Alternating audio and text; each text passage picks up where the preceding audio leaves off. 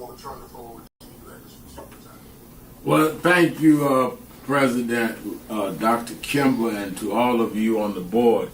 I wanted to personally make this appeal from National Action Network and Martin Luther King III and Andrea Waters King, that we've been moving around the country organizing to deal with the question of redistricting when they have used the Supreme Court now to redraw lines that will in many ways break up majority black voting districts. It means that they dilute the strength of our community. It will cost probably 19 members of the Congressional Black Caucus. But as important, if not more important, it will not address the needs of those constituents because they don't have a block vote to say we're going to put in somebody that wants to do what is right for us or not. And that does not necessarily all the time mean a black person, but it gives them power. In Memphis, Tennessee, the majority black district congressman supported and reelected several times by the blacks there was a white man named Cohen.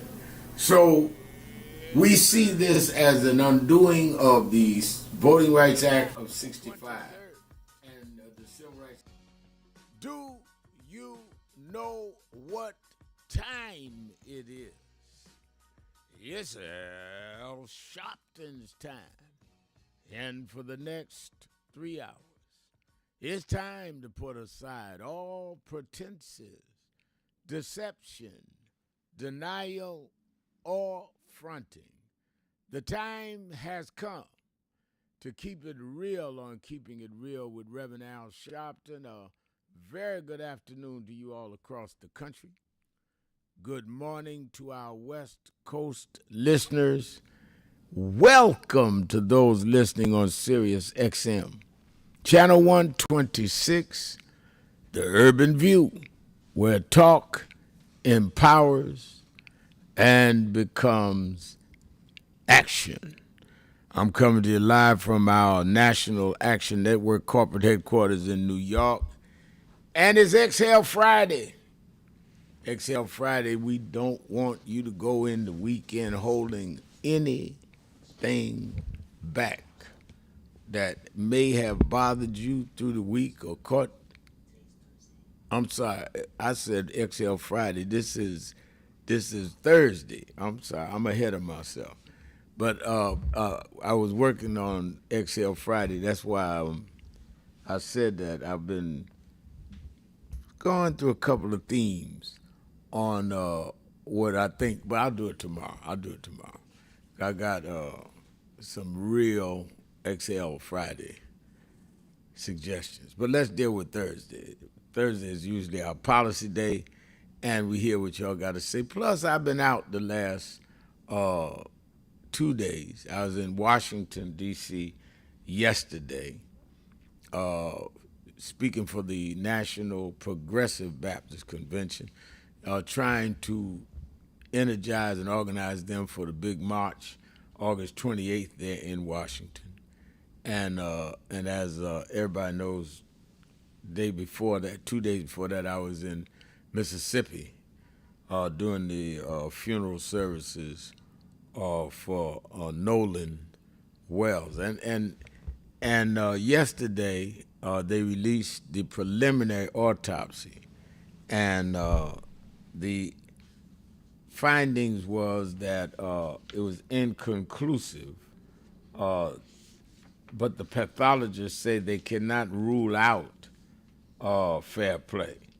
And the forensic pathologist, Dr. Roger Mitchell, could not determine Nolan Wells's cause or manner of death because the body had significantly decomposed and had already undergone an initial autopsy. So part of what I discussed with the family and Attorney Crump on Monday after the funeral is that the question is whether we should be putting out the preliminary autopsy or not. And the consensus was if you put it out, then now it forces the county to put out their autopsy, since, as I just said, they had the first autopsy and they had the body before it was decomposed. So we're going to stay on this. It is extremely important. And, you know, someone asked me when I was in the airport last night from coming back from Washington, D.C., why do you think so many people, this is a young white gentleman, said, why do you think so many people is concerned about this case when we don't know what happened? I said, that's the problem. We're concerned because we don't know what happened. And right away, law enforcement said nothing happened.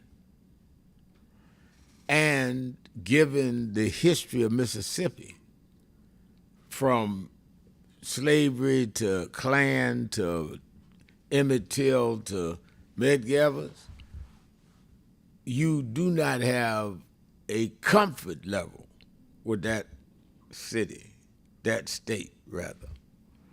So let's talk about that. Let me also say, I don't know how many of you have seen the speech that President Donald Trump made in Georgia yesterday.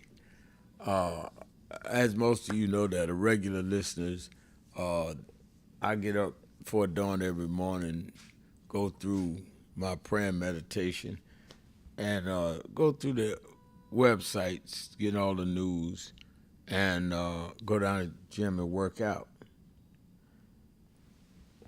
I had to watch it twice where Donald Trump said that, well, it's a skirmish that we're going through in Iran, just a skirmish.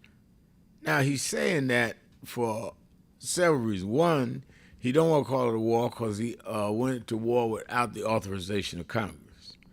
Second, he don't want to call it a war because he promised no wars. And I think it is absolutely crazy that he did it on a day that they were bringing home the bodies of military men and women. I mean, if anything says how insensitive he is he had just left Andrews Air Force Base as they brought in the bodies that were dead as a result of this war and said, there's no war.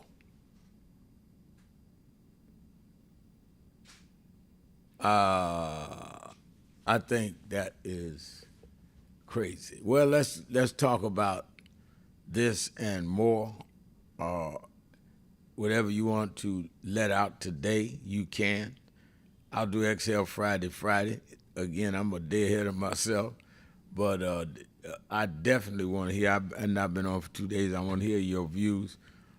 Trump, I like, let me go back to, on the message board, one person says, Brianna Jeter Spade says, don't, quote, in quotes, don't make it about race, end of quote, yet one of the boys Nolan was with, brother called blacks, worthless blacks. Yeah, I read that, Brianna. We haven't made it about anything. They made it about it. And I think that by them prejudging it in a situation that clearly is one black child, one black young man who was popular football player, and one black young man, 3 young whites. They come back, he doesn't. They got a story, it doesn't add up. And then they say, no foul play. I think it is interesting. Let's put it that way. Pamela Edgar says, So I did see the Fox News post where he said that Democrats are going to make D.C. and Puerto Rico as new states. They should. We've been trying for years to get D.C. statehood and Puerto Rico. And now, mind you now, Trump is complaining that the Democrats are going to try to make Puerto Rico and D.C. states, while he said he was going to make Greenland a state and Canada a state. So again, he doesn't have a problem with increasing the number of states. He has a problem with having states that have a diverse population. How many times he's got to call you a name for you understand you're dealing with bigotry? Cedric Cooper is saying on our message board, I found it amazing that Nolan was not the only black in Mississippi missing through the 4th of July situation has been brought out by Attorney Ben Crump. No, he isn't. There's one right out in Memphis. Lot of stuff is going on. And that's what people stop me all the time going through the airport back and forth yesterday and on Monday and say at least 10 people of the others that stop me, different people, say, how do you keep doing it? And I said, let me ask you a question. How do you not do something? Y'all are puzzled how I stay in the middle of the stuff. I'm puzzled by how y'all are not in the middle of it. Are y'all going to wait for it to come to your house, your family, your loved one, before you get involved? I just don't. What do you think is more important than making sure the society in which you live in is fair and equal? The society that you pay your tax on, and if you don't pay them, you're going to jail. But you don't care that you're not getting the same thing other taxpayers are getting. Fairness, justice. Don't act like something wrong with me, something wrong with you. If you could take all of this and not open your mouth or go to a march like we do on August 28th or go to a community meeting, you're just going to take it and act like everything's all right. And then you act like those of us that questioned it, must be something wrong with it. Must be just wanting attention. Must be about money. Well, I put up money. I put up $50,000 on this. I put up money in most of the cases. We've had to pay for the funerals and all that. So that ain't about money. And it ain't about attention. I have my own daily radio show syndicated and my own TV show. Why don't you try that it's about some of us believe in doing the right thing? Try that. See if that fit. Some of us believe in doing the right thing and been doing it since we were a child. Try that. Let's take a break. I'm opening up the phones. This is our 20th anniversary year. Thursday, Policy Day. 1-877-532-5797. Shopton. Keeping it real. Be right back. Keeping it real. Breaking news.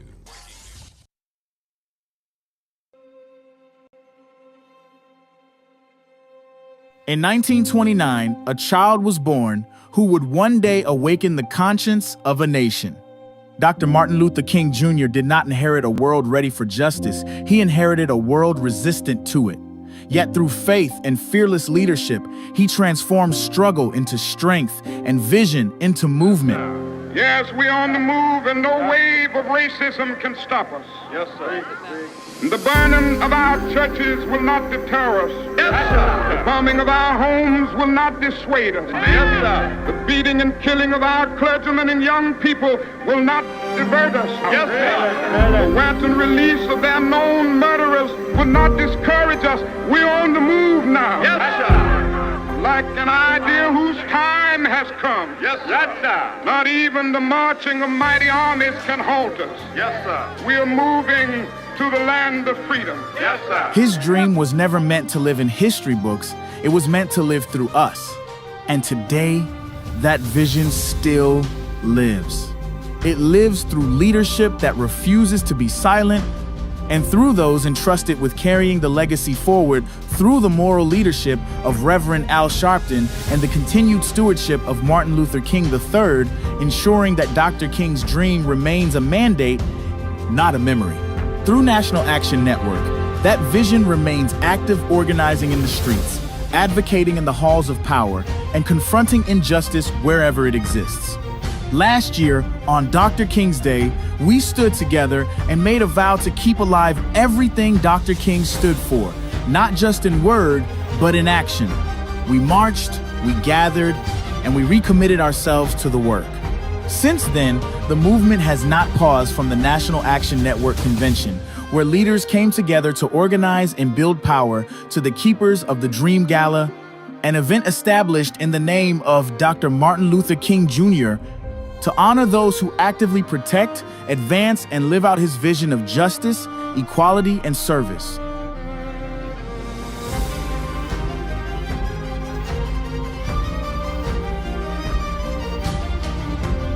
It is especially meaningful to remember that Mrs. Coretta Scott King was honored at the very first Keepers of the Dream Gala. A leader who has protested injustice with a passionate, unrelenting commitment to nonviolent action in the spirit and tradition of Martin Luther King Jr. And I am talking about your leader, our leader, the Reverend Al Sharpton. And she did more than honor the dream she protected. At the 2000 March on Washington, Mrs. Coretta Scott King charged Martin Luther King III and Reverend Al Sharpton with the responsibility of carrying forward Dr. King's vision, ensuring that the movement would remain alive, relevant, and unafraid.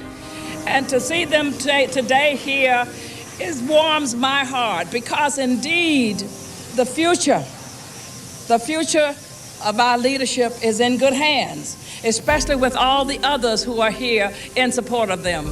And I want to ask first that Martin Luther King III come forth, and then Reverend Al Sharpton. These young men have done an outstanding job, and we need to continue to support them. I will be there with them, even though I may not be able to walk all the way, but if I have to go in the wheelchair, that'll be all right too. I'll be there.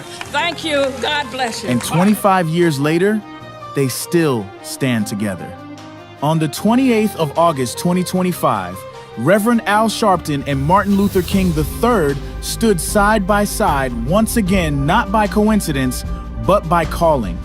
On a date forever tied to the legacy of Dr. Martin Luther King Jr., they came together in unity and purpose to keep the dream alive, this time on Wall Street.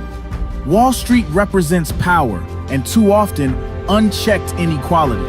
So they showed up to declare that economic justice is civil rights and that accountability must exist wherever power lives. Dr. King taught us that the moral arc of the universe is long, but it does not bend on its own. It bends when people are willing to pull it. And we are still pulling, still standing, still holding up the dream, because the work is not finished and the dream still demands defenders. He is a tireless civil rights leader, a fearless voice for justice, and the president and founder of the National Action Network, which proudly marks its 35th anniversary of fighting for justice, equality, and accountability. Please welcome Reverend Al Sharpton.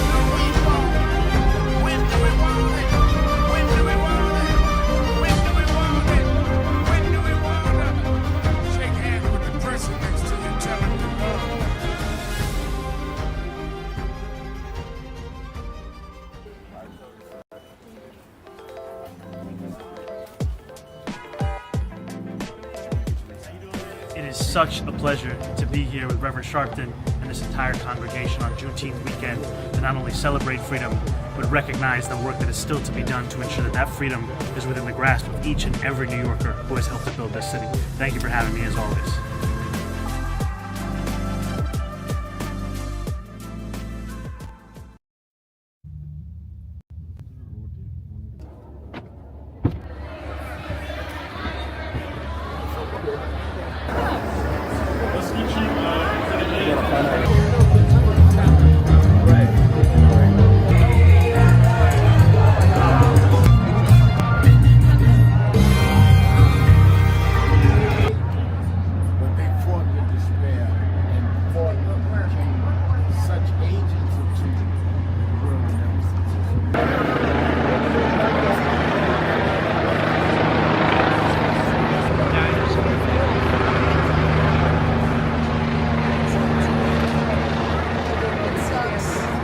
I'm surprised to see you here. Kathy Birds. Yeah, Kathy. How are you? Great to And see my you. lovely wife, Lisa.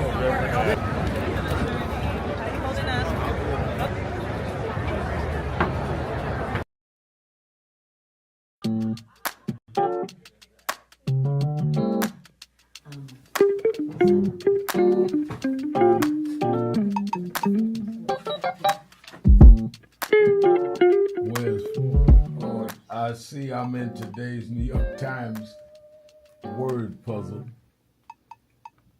And they're asking what is Al Sharpton's title for short. It's Rev. I didn't know everybody knew that. But the people in the New York Times said they should call me Rev. They should call me Reverend. No.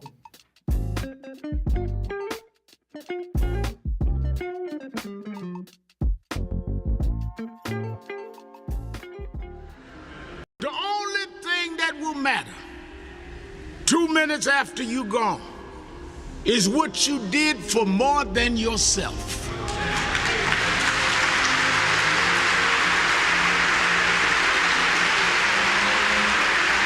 Think about this. Think about if today is your last day. If this is your last service, what can they say about me? And if you're not satisfied with your own answer, you should leave here today working on yourself and building on what you need to build. Because God is here, He's available to you if you but use what He's giving you to be more than self-indulgent. Now I know many of us come with reasons we won't step out.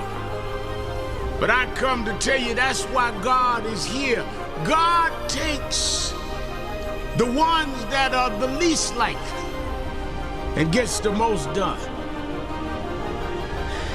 As I have seen in my life, people that were the unexpected and rejected are the ones that end up the greatest. So don't let whatever mistakes or whatever things that may be in your past hold you back. God is not trapped in your past. God is there for your future. And He's there that every day you wake up was a divine decision He made to give you another opportunity to serve. 1-877-532-5797. Let's start in Atlanta, Georgia, WAOK, with Tyrone. Tyrone, you're keeping it real with Al Sharpton. How you doing, Reverend Al? I first want to say thank you and Attorney Benjamin Crump for doing the hard work. This lifts at every fiber of my being when I sit up and see situations like this play out across America time after time again. But what I would like my black and brown people to know and understand is that we're not fighting, or we're not up against a person or an organization. We're up against a system. Right. When you got the police, the judges, the medical examiners, the doctors, the lawyers, all of these guys are working together. And it bothers me to see any of us lose our lives under these suspicious circumstances. And these people do everything that they could possibly think of to cover it up. I totally agree. Thank you for your call. Good kickoff call, because that's what it comes down to. All of the he say, she say, I like this one, I don't like that one, this, that, and the other, don't mean nothing. If all of us are in jeopardy, or our loved ones are in jeopardy, or being the next victim, that is what matters that we need to stop. Then if all of us are living in situations that we do not get equal opportunity to take care of our families, that's where we need to stop. And, hey, on the message board, I see Kiki Shelton said, thank you, Reverend. You marched with us in my community many years ago when a young man was murdered by a police officer. I want to thank you for standing with the Wells Wansley family and all of us. The truth will come to light, but only through continued pressure. That's what we do. We're going to continue pressure. Judy Williams is saying we're marching on August 28th.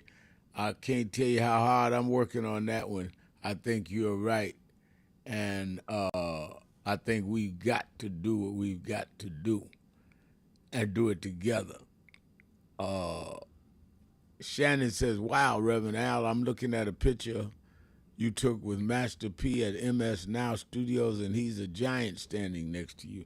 Yeah, he's pretty tall. I'm 5'10". He's got to be 6'5", somewhere in there. Let's go to David in North Carolina. David in North Carolina, you're keeping it real with Al Sharpton.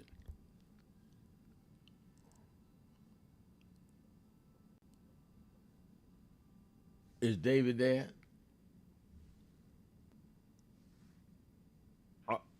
I don't hear David. Let me go on then to Hey, Reverend Al. Can you hear yeah, me? yes. This is David from North Carolina. Man, I had to call back again and check in with you. Okay. Yeah, last time I called I was talking about that here in Kinston, North Carolina, that Darionte Miller case, and I just wanted to add a few details to that. What now? Name the case again. Darionte Miller. And what part of North Carolina did this happen? Kinston, North Carolina. I called in and talked to you about it. I think what was that, Monday or Tuesday, earlier this week. All right. I'm trying to get the detail, but go ahead. Tell us what happened.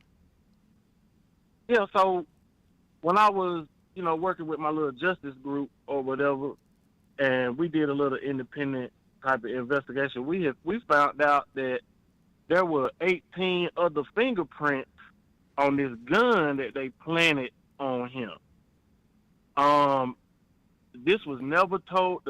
They never told the media this. The public, was never abreast of this. And I was thinking to myself, like, it's important to know who those fingerprints belong to and the fact that they even existed. Why would you keep that out of the media? It's because they planted the gun on him. Another situation, my neighbor came to me, and his name was Jarvis Chambers. The same night that Darionte Miller was killed, the same state trooper tried to kill him hours before that at a traffic stop by choking him to death. My neighbor said he faked like he was asleep or passed out, and they were standing over him asking, like, is he dead? Do you think he dead? Or you think he gone? And they threw him in the car. He said he woke up, and they saw him waking up. He said the state trooper came back to the car, choked him again, and put him back. He faked to sleep again, and he said, I think he dead this time. He said he heard him talking over him. Wow. Now, that same state trooper, his name is William A. Hardison. He killed another man in 2013 in Perquimans County, North Carolina, up there by like Elizabeth City, going towards Virginia area, Perquimans County. His name was Clayton James. He tased this man 29 times, but in his report, he said he only tased him 3 times. But when the medical examiner report came back, it concluded that he actually tased him 29 times. So when we went to the DA about Darionte, I'm like, we showing them that, and I'm like, well, how is anything that this officer say credible when here it is printed that he lied about this man he killed in Perquimans County? So I don't understand why this guy has never been brought to court. Then there was another man named Sheldon Danzy who saw me posting about Darionte on Facebook in a group, and he said, that's the same officer that tried to kill me. Next thing I know, Sheldon Danzy sending me pictures of his injuries and how he survived a murder attempt. Okay? So where is there? What's going on now? Is there an active investigation? Have they closed it? What's the status of the case? Oh, they closed them all. So did you have an attorney working with your group? Yes, we did, and I don't want to say anything disparaging about that process, but you know how it goes sometimes. I got it. I got it. You know, that's why I'm reaching out to you. All right, well, you got it. You got it. Hold on a minute. Y'all pick up his number. Give me how David, I can hook him in. But our people, let's look into this. He was diligent enough. He called earlier in the week, I think Tuesday, and he called me back. So he's serious, and I want to seriously see what we can do. Let's take a break. Keeping it real. Shopton. Be right back. We all hear the radio ads about the IRS. They tell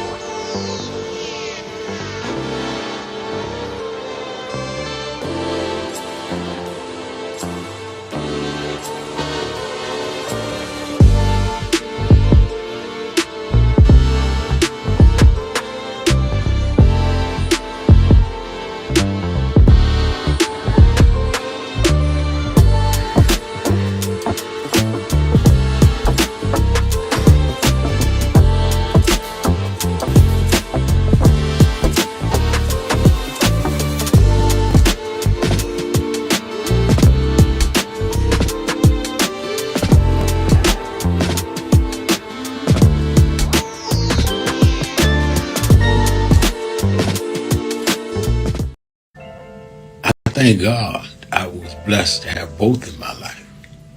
Both historic, strong figures. But if I misused them and listened to not only figures that are not as historic as them, but figures that had nothing to do with the calling and purpose of my life, I would live confused. I'd be double-minded. I'm clear. And what I want you to do is be clear. Clear on who you are and why you are. And a lot of that will be exposed to you and others by who you are around and who you allow to enter your head. Keep people at a distance that only have a distant and unclear vision of who you are and who you are supposed to be. They could be your blood relatives, but they could not be the ones that accompany you toward what you ought to be about tonight. Everybody good to you ain't good for you. Everybody that makes you laugh sometimes end up making you a joke.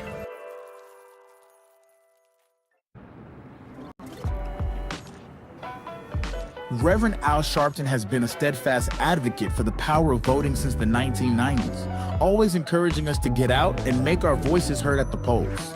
In these challenging times, there is no better moment than now to stand up, fight back, and vote for what's right. With so much at stake in the world and in our government, it's crucial that we take action and participate in shaping our future. Your vote is your voice. Let it be heard. Voting is the expression of our commitment to ourselves, one another, this country, and this world. Reverend Al Sharpton.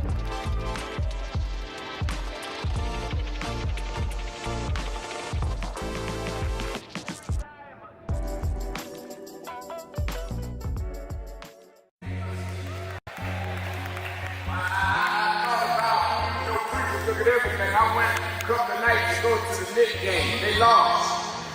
Last night I said I'm not even going down there. I'm going to go to bed. I got to fly to Hampton on to Chicago.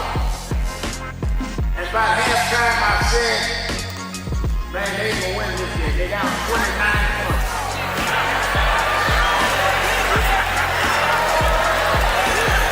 And somebody here today, you've been down. They counted you out. People say there's no way you come back. But I come to tell you, don't quit. For there's another half to play. And God will take you lets you win when the odds are against you. I know they talk about you, but preach anyhow. I know sometimes the pews are empty, but preach anyhow. And when you get up almost where you could win, I looked at it last night and Brunson took the shot. It looked like it was going in to win the game, but the shot hit the rim and all hope was gone. But then an African named Boy OG just stretched through the crowd and he tipped in the winning shot. If you hold on, God will tip your win.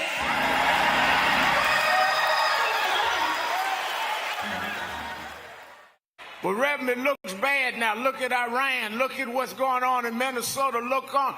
Yeah, but I was raised by them to realize that after storms, if we do the right thing in the storm, if we organize, if we register, if we do what we're supposed to do, there's always a rainbow coming out.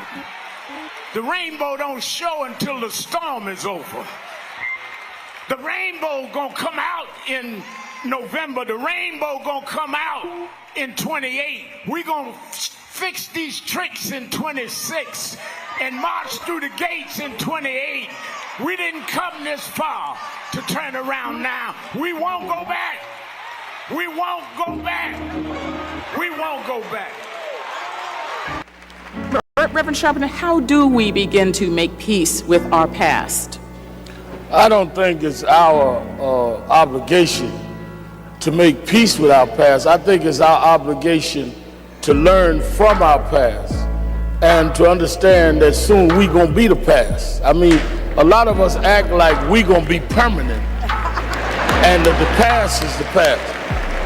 If we draw on the strengths of the past and uphold the dignity and the integrity of our people and then perform it at our highest level in our generation, as Dr. Moss said, that's our obligation. You know, one of the reasons that I've been so concerned about this cultural tone that we're in now is a lot of us have lost the dignity that our community has shown from Jamestown to now. I've questioned some of the artists that no longer sing to uplift us. And there's never been a generation that didn't use our music and our culture to lift us up. And the excuse is where they say, well, we just want to show what's there. But we never just accepted what was there. We always looked at what was there and looked through it and brought our people the way it needed to be. So in slavery time, we were singing Go Down Moses and Swing Low Sweet Chariot. We wasn't singing about the cotton picking nigga in the field. That's what we saw, but that's not what we sang. In slavery. I am your host, Reverend Al Sharpton, and we're back. 1-877-532-5797, 1-877-532-5797. And of course, you can also go to the message board and leave a message or print a message at www.nationalactionnetwork.net. Let me say by way of announcements, I'm already working on this Saturday and Sunday's Politics Nation with Al Sharpton show. And like last weekend, you really supported the show. And I always bring that up because I don't fool myself or you. If you don't have an audience, if you're not being rated, they're going to cancel your show. It's business with them. It's a cause with me. It's information for me, things that people are not getting. But it's business for them. And for us to keep getting higher ratings of CNN and high ratings of some of the other shows, it shows your support. But in order to get that, I'm bringing on the guests that are in the middle of the issues we're talking about. Members of Congress, governors, leaders of groups, people on the ground that you don't see on TV. I'm being very meticulous about that. And I will certainly be doing that again this week. And so don't you miss Politics Nation with Al Sharpton live at 5 p.m. Eastern Time, both Saturday and Sunday. We're definitely going to be dealing with this whole Nolan Wells case. We're going to be dealing with another case in Lexington, Kentucky. We're going to deal with the whole question of War Powers Act and Trump and his cohorts, Hickseth and them, going asking for more money when they don't have money for health care and all. I have members of Congress with that. And this whole battle of what primaries are going at what point in the calendar. The Democrats, a lot of them will get into this weekend. And Trump's trip to Georgia, just outrageous, some of the stuff he said. Watch Politics Nation with Al Sharpton live at 5 on MS Now, Saturday and Sunday. Then I want to encourage you in the tri-state area, meet me or beat me to the Saturday Action Rally at the House of Justice, National Action Network's new headquarters, 6 Hancock Place in Harlem. That's 124th and Morningside. Hancock is about 3 blocks long, but if you come in and need to set it in your Navigator or Uber, is 6 Hancock Place, but it is really 124th and Morningside, 9 a.m. to 11 a.m. And if you're not in the New York area, you can listen to it or watch it live on Impact Television at www.nationalactionnetwork.net, at AME Zion Network, or at YouTube/NAN. I'll be in the house looking for you, our new headquarters. Get there early. People came a little later. They know we start 9. Getting there at 9, you end up in the overflow room. Get there early so you get a seat in the auditorium. The march. I was at the National Progressive Baptist Convention yesterday about the march. People are ordering buses, working with us to get buses all over the country. Some are flying in. The captain from Seattle, Washington flew all the way in from Seattle, Washington to be at the first rally last Saturday at the new House of Justice, because people understand that we have not dramatically shown our strength, our numbers, and say we are against what you have done to the Voting Rights Act, the Supreme Court decision taking the gut out of the Voting Rights Act. Where's been the black-led protest about that? They're cutting up districts, making sure that there are no majority black districts, even though blacks are being elected in other districts where it's white majority. But they're consciously trying to break up our power. Where's our rally about that? They've ended DEI, which has cost contracts and jobs. I was reading somewhere the data was 300,000 federal jobs lost, most of them people of color. Where is the black-led protest about it? A war, people are dying, and you and I having to pay more at the gas pump. Where is the black-led march about that? That's what's happening August 28th. In Washington, Lincoln Memorial. You need to sign up and say, I want to be part of it. I'm going to be part of it. Is there a bus leaving near me?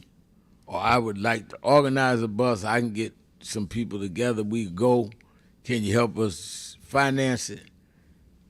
Call 1-877-626-4651, 1-877-626-4651. Or you can go on the message, you can go on National Action Network, the site, and sign up on the sign-up sheet for the March on Washington, and we'll get back to you to answer your questions and to facilitate whatever you need. Let's go back to the phone. Let me go to Rick in Germany. Rick.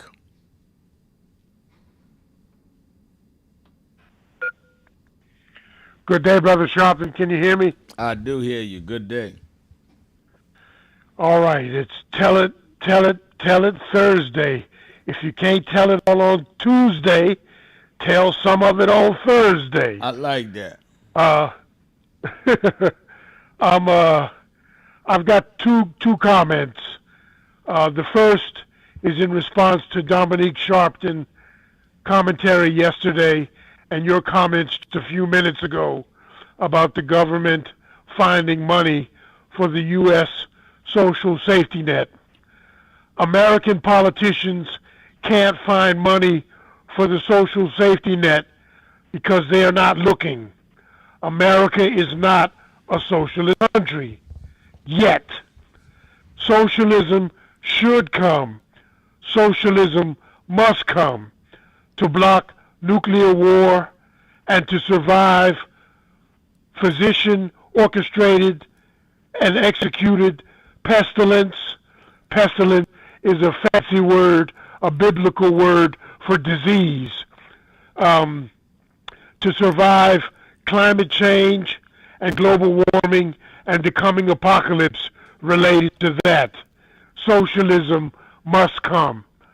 And speaking of global warming and apocalypse, I also want to say that the polar ice caps are melting and will produce more than sea level rise. Earthquakes are coming, and in great number, earthquakes are coming as the polar ice caps melt. And because of the trees we have cut down in the last 500 years in the colonization and conquering of America, oxygen levels in the atmosphere are dropping. Not only because of the trees we've cut down, but because of the pollution we put into the air. Yeah, it's a combination of the cutting down of trees, which obviously gives off a certain amount, and the you're right, the poisoning of it, of the air pollution, and the like that you don't even have the counterbalance with trees being cut down. No, go ahead, Rick. You're saying something very important.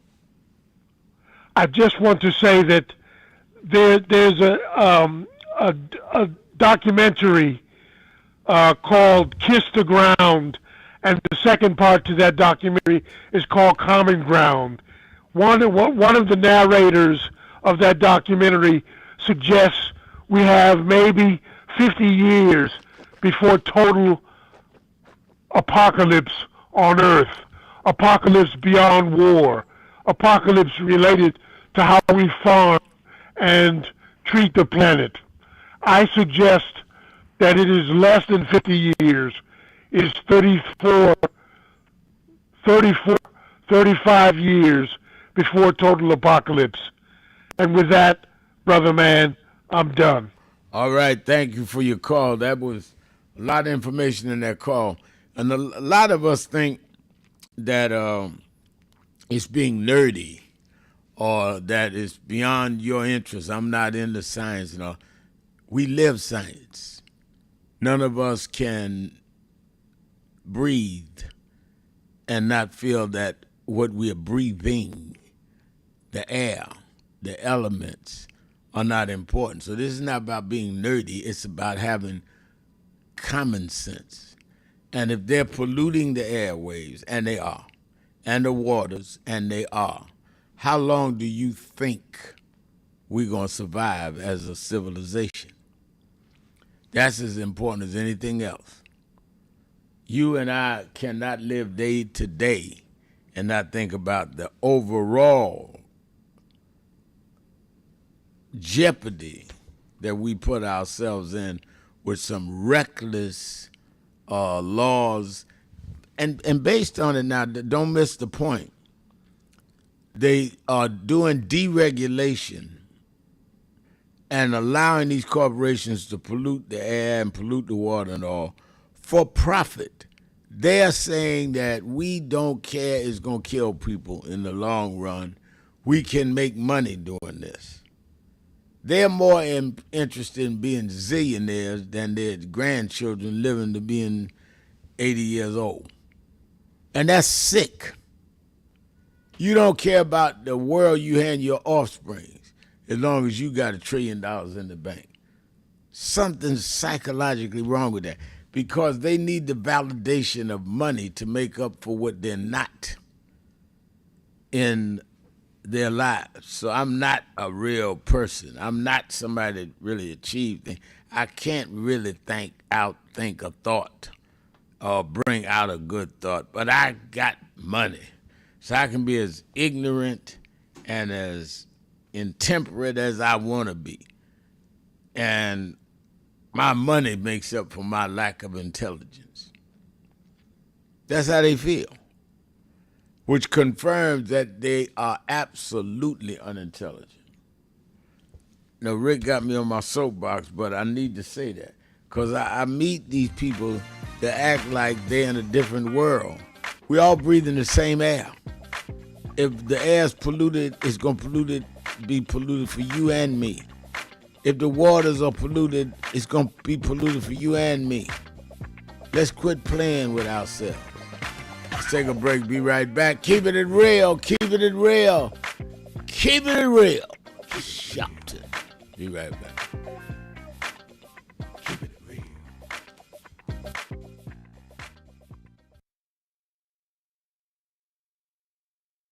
Many people cannot focus because they have not really come to terms with their calling and life purpose.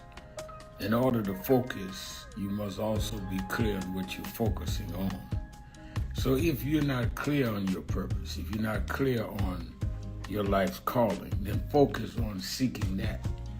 Because if you just read the ways and roads you traveled that you didn't even choose, that were sort of just laid out for you by God, in that it's telling you, speaking to you about what your purpose is and what you were born to do and be. I learned the things that I didn't plan had to be planned by God, and God's plan was directed toward God's purpose in my life. And I focus on that. Not focus on what others do, not focus on how well they're doing or bad they're doing, but focus on whether I'm in line and aligned with what I'm supposed to be about. And in order to move straight ahead, you have to be focused on the path you're running on. I've been in the Essence Festival since 1995. I came that year with my mentor, and we spoke. Well, he died in February this year, but I want to continue what he taught us, because even when times look bad, even when they look dark, I remember what my mentor taught me, Reverend Jesse Jackson. He said, keep hope alive. Even if you can't figure it out, keep hope alive. Even if it doesn't look like you can make it, keep hope alive. And Reverend Jesse Jackson said that with me tonight. Let him know on July 4th from New Orleans, keep hope alive. Keep hope alive. Keep hope alive. Keep hope alive. Keep hope alive. Keep hope alive. Keep hope alive. Keep hope alive. Thank you, God. It gets dark sometimes, but the morning comes. Don't you surrender. Suffering breeds character. Character breeds faith. In the end, faith will not disappoint. You must not surrender. You may or may not get there, but just know that you're qualified and you hold on and hold out. We must never surrender. America will get better and better. Keep hope alive. Keep hope alive. Keep hope alive. On tomorrow night and beyond. Keep hope alive. I love you very much.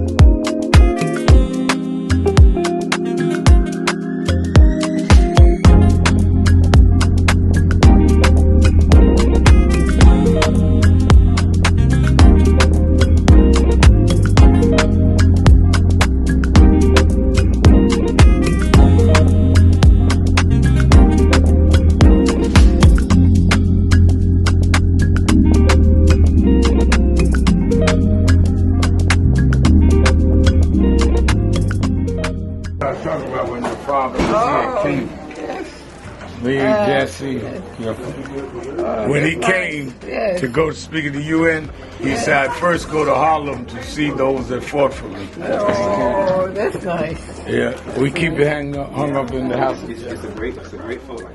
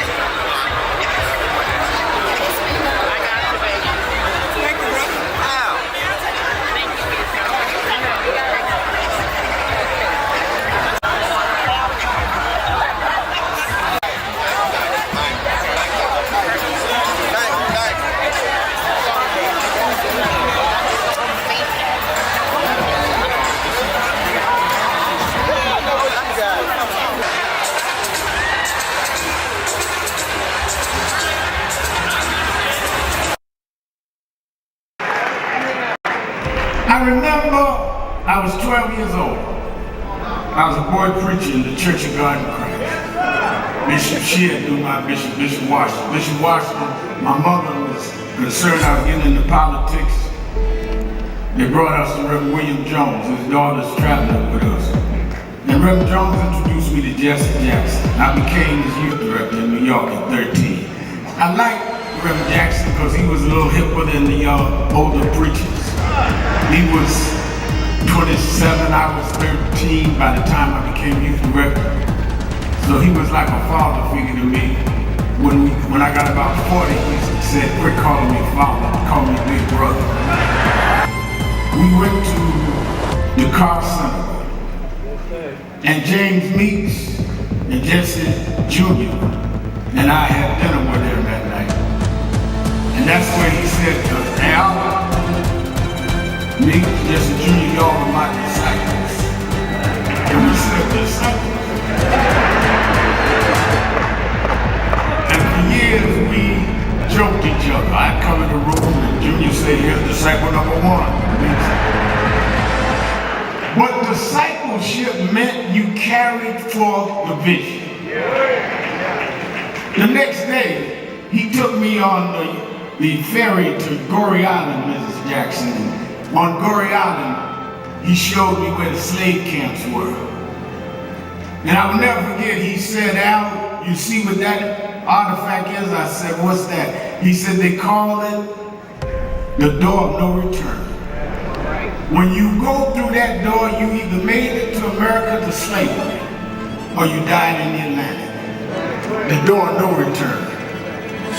But I talked to him about 3 years ago. And I reminded him, I said, remember you brought me to the door of no return? He said, yeah. I said, well, we did return. We returned the President of the United States, Barack Obama. We returned the Vice President, Kamala Harris. We returned with businessmen.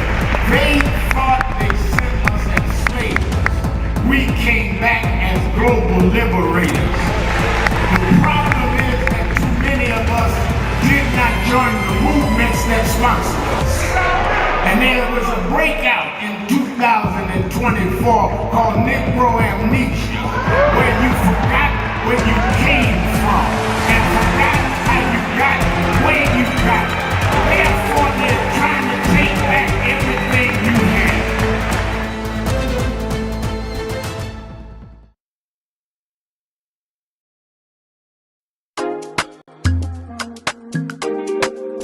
So we are fighting. That's why I said to deal with this DEI situation, you must be disciplined and do studying, because unless you do structural change, we'll keep coming right back to this over and over again. I spoke Wednesday night at Yale University, and I told them students, some of those brightest students in the country, Yale, Harvard, I spoke at Yale, and told them there is a structural problem, which is why Trump and Vance and President Elon Musk, they can come in and put us backward because the structure was never corrected. They walk in the door and say NDI, because structurally they can make that stand. We've got to break the corporate world from doing it and then straighten out the structure of how this country is. Why we ought to be sending people to Congress is not sending. Reverend Al Sharpton, and you're back. It is Policy Day on the national show of Keeping It Real with Al Sharpton. Let me go to Philly, though, first to WURD, to the word station in Philadelphia. Brother Jacob is on. Brother Jacob, Keeping It Real with Al Sharpton. Hey, peace be unto you, Rev. Peace be with you and your global listeners, which I'm one of them. I'm going to tell you, Rev, I thank you for what God Almighty is guiding you to do for your people as well as all people. Because I ain't never heard you say nothing that would hurt other people. So that's a blessing within itself, And to my brother Rick from Germany, I say peace, but I can't claim that. When I was in the church, Rev, the elders of the church, certain things you might say, they said, no, I ain't claiming that, young man. But what I'm going to do is I'm going to pray that in 5 years, or that 35 years that Brother Rick was talking about, I'm going to pray that in 5 years, America be back in the vanguard of saving this planet as it was doing before the reign of Donald Trump, which brings me to Trump. This language about 3 American lives were taken and this and that.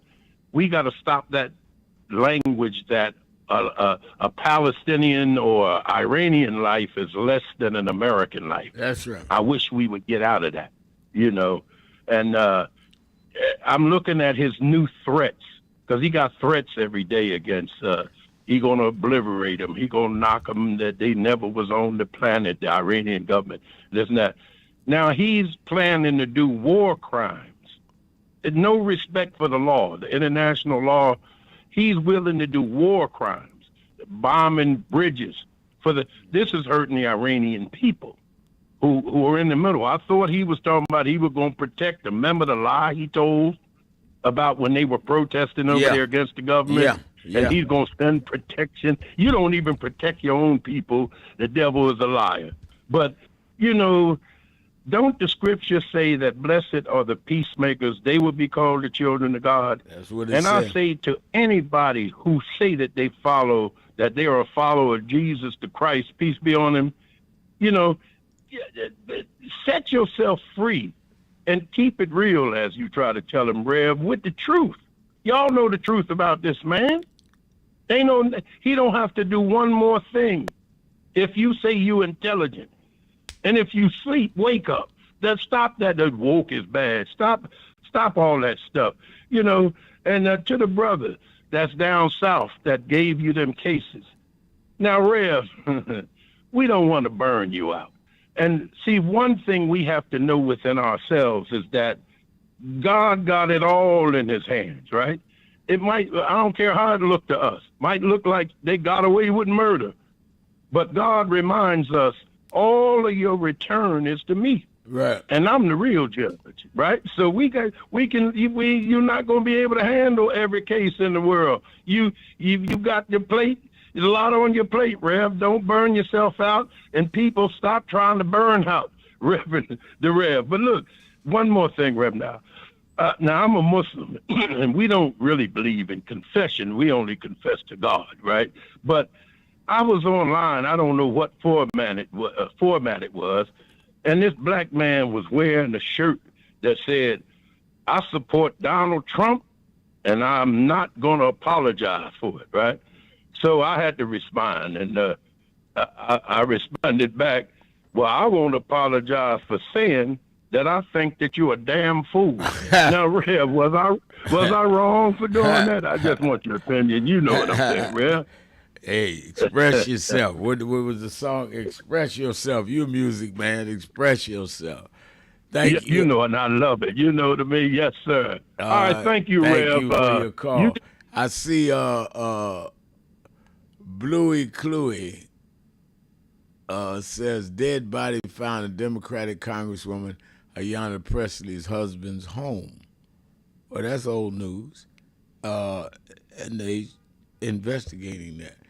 What I don't get about Bluey Cluey is y'all do a one-day investigation and say there is no fault, no suspicion, no foul play on Nolan Wells, in Mississippi. But weeks, months later, y'all still dragging about the body in Presley's husband's house, who they said they're going to have a fair investigation. Y'all are very selective on what y'all want investigated and what y'all don't want prejudged. Now, if I had gone down to Ocean Springs and said this is racist and the 3 kids, white kids, were racist, y'all would say, see, he rushing the judge, man, he's wrong, he's a bigot, da-da-da-da. I go down and say I put up money to get to the truth. And we're not saying it's racist, but you can't say it's not racist. But y'all are going to assume that Presley's husband did something without any investigation. He's convicted without an investigation, without a charge. That's the double standard that makes people understand y'all are playing from a position of politics and what you believe to be rather than being fair and even-handed. You can't have it both ways. Go to Tyrone in Atlanta, Georgia, WAOK. Tyrone.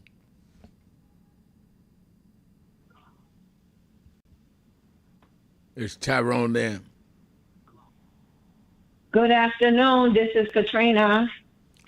All right. They gave me the wrong board. All right. Go ahead, Katrina. They gave you the right board. All right. I hear that. Go ahead. Today is Together Thursday, and I called the network a couple of days ago to see if we could come up with 1 million fathers and 1 million mothers march all the way down to Mississippi. And I wanted to see how we can have that organized so we can have state from state to travel with us down to Mississippi, because this is not sitting with me well when I hear about this young man's body being decomposed from the first coroner office, knowing that I buried people and we had to wait for the time. We had to wait 3 weeks, 4 weeks to bury our loved one, and our loved one was never decomposed like that, So it's very disturbing to me that the medical examiner did not have his body sitting on ice and preserving him as he was doing the autopsy. This is very disturbing. How so fast that this young man's body decomposed and his body parts is being missing from him having a second autopsy. Right. Like, it just does not sit well with me to know the order that they had his body in. And I feel like every mother and every father need to stand up and take this march, because I grew up to know that it takes a village to raise one child. And I feel Mississippi needs to know that this young man comes from a village of many states. And we need to represent him, his mother, his father, and his siblings. Yep. I thank you for your call. You are right on it. And you're right, it is the right call. Let me get ready for the break, and I'll come right back to more of you on Keeping It Real. Shopton. I'm in today. Thanks, Dominique, for covering me the last 2 days. But I'm back. I want to hear what you have to say or what you want to write. Keeping It Real. Shopton. Be right back. Keeping It Real.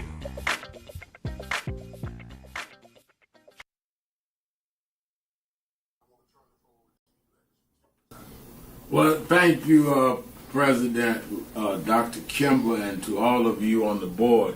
I wanted to personally make this appeal from National Action Network and Martin Luther King III and Andrea Waters King, that we've been moving around the country organizing to deal with the question of redistricting when they have used the Supreme Court now to redraw lines that will in many ways break up majority black voting districts. It means that they dilute the strength of our community. It will cost probably 19 members of the Congressional Black Caucus. But as important, if not more important, it will not address the needs of those constituents because they don't have a block vote to say we're going to put in somebody that wants to do what is right for us or not. And that does not necessarily all the time mean a black person, but it gives them power. In Memphis, Tennessee, the majority black district congressman supported and reelected several times by the blacks there was a white man named Cohen. So we see this as an undoing of the Voting Rights Act of 65 and the Civil Rights Act of 64. So on August 28th, we've asked people from around the country to join us in Washington, D.C. for a mass march. We've had some marches and rallies in Mississippi, some in Montgomery and Selma, but we need a national march led by the clergy, led by the faith leaders, like it was in the 60s, that will say it is a moral outrage that we would, in a time like this, disenfranchise wholesale black voters by repealing the Section 2 of the Voting Rights Act and by turning the time back. We've heard from a lot of groups, but we need this to be church-led. National Action Network is appealing to you, the president. Reverend Dr. Boise Kimball has been on our board for years and knows this well, and the many of you that are on the board. But we need to send a national message in a peaceful, nonviolent gathering led by the clergy, along with Dr. King's son, and along with his daughter-in-law, and along with other leaders. But it's time to dramatize it. We see the No Kings March. We see everybody out there rallying. Where's our voice when we're the ones being disenfranchised? We're the ones being attacked. And I think that if we would stand up, the people will step up because the people understand the gravity of the hour. And I think that we are called upon at this point in history to do what those leaders of the black church did before our time and in our childhood. So I thank you, President Kimball, for giving me an opportunity to make the appeal to the board itself.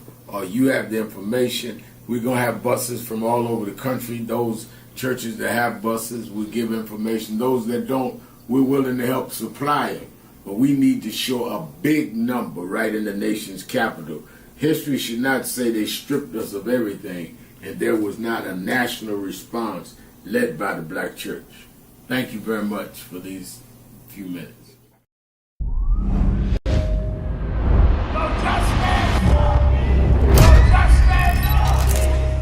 62 years ago today, Martin marched in Washington. 62 years later, the dream is not dead.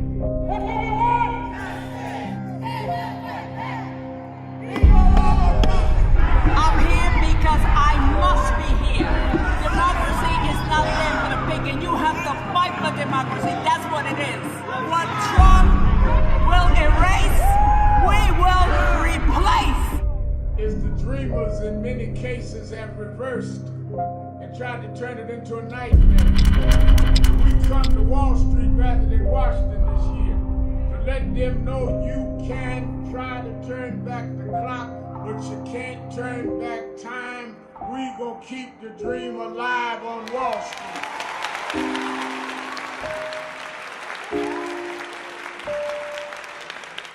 Voting rights! Voting rights! Everyone look here. Say it again, Miss Pearl. Voting rights. Voting rights. One more time, Miss Pearl. Voting rights. There we go. Voting rights. Voting rights. Voting rights. Voting rights. Voting rights. When do we want it? Now. When do we need it? Now. Yesterday. What do we want? Voting rights. When do we need it? Now. What do we want? Voting rights. When do we need it? Now. Where in history is this? He said we always go one step forward and two backward. Well, here we are now. The problem is not Trump. The problem is us. We are allowing ourselves to be lowered and our children to feel inferior because you don't have an I am somebody person. You got our artists calling our women bees. Our others calling us niggas. What happened to us? What happened to black and proud? What happened? I'm gonna vote. What happened? Ain't gonna let nobody turn me around. What happened to us?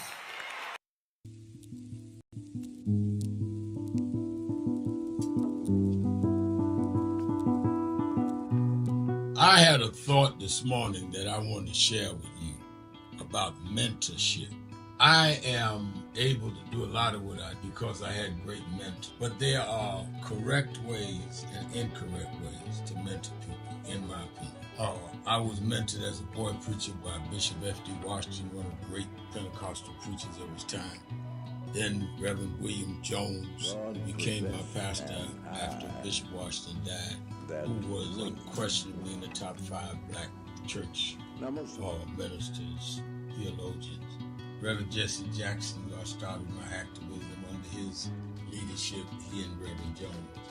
And I learned politics directly as a youth director from Shirley Chisholm. So even though I didn't finish college, I had the most unique education in the world from being exposed to giants.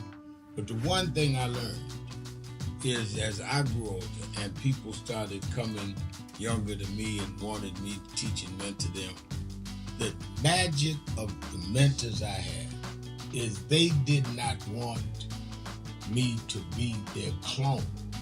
They wanted me to learn things from them and use my own gifts and talent in my own unique way and let me do things on my own because they knew that if I flopped in some things, it would teach me for the other things. They'll come and help me once I was down, but they were not going to have me avoid being down. And they were not going to impose themselves on me. Why am I saying that? Because too many mentors want clones. And too many mentees want their mentors to put them on a pedestal. Oh, so-and-so didn't do this for me. Oh, so-and-so didn't open doors for me. If they got to open doors for you, it may mean that they knew you weren't ready to go through those doors. Their job is to prepare you. Your job is to develop your own skills, your own unique ways. And I don't care if it's my daughters, who both have come into their own, or anyone else. I'm not a talent agent.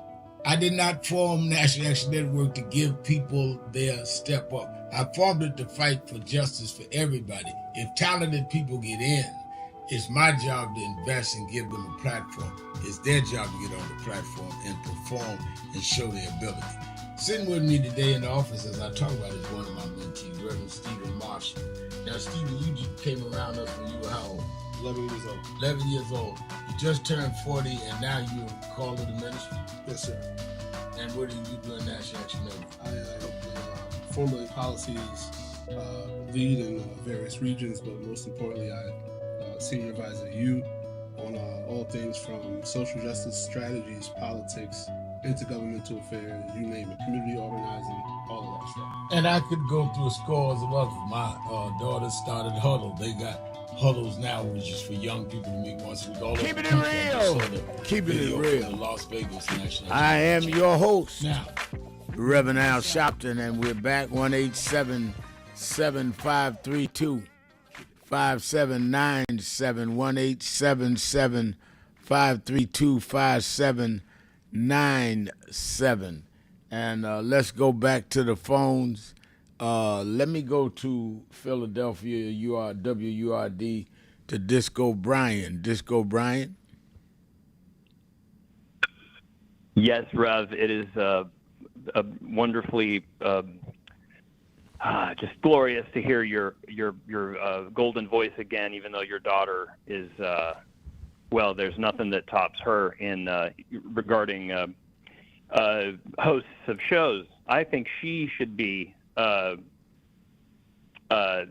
weekend punditry on certain cable news networks, but that's another day for another time. She's brilliant and just so kind and so open to hearing from so many different people, just like you are. But she does it with a maternal vibe that we need to hear more of, I think.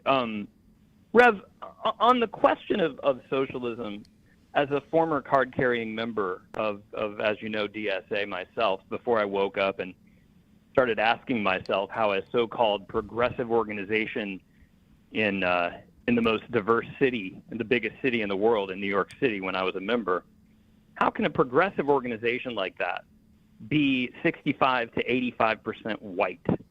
And, you know, I slowly started waking up and eventually left. But just a slight historical reflection, if I can, on Brother Rick's insight about the question of socialism being an antidote to the nuclear threat. I just have to remember that the Soviet Socialist Republic possessed nuclear weapons, which are now controlled by Putin, and that Putin's most powerful partner, the Chinese Communist Party, which is officially itself a Marxist and socialist government, also governs a very large nuclear arsenal. And so I think the essential distinction, if I may, it seems less capitalism versus socialism as democracy versus autocracy. And I've been reading back on Dr. King's 1962 speech called "Can a Christian Be a Communist?" And Dr. King, in that speech, definitely condemns the inequality and exploitation of Western capitalist democracies, but he also acknowledges that in these democracies, we preserve something precious and indispensable, which is the right to criticize the government, protest, and engage in civil disobedience. You know, in China, Iran, and Russia, citizens are allowed to are allowed to denounce America and Israel and capitalism or the West, but as you know, when they protest their own rulers, they risk extreme surveillance, prison, torture, poisoning, and death.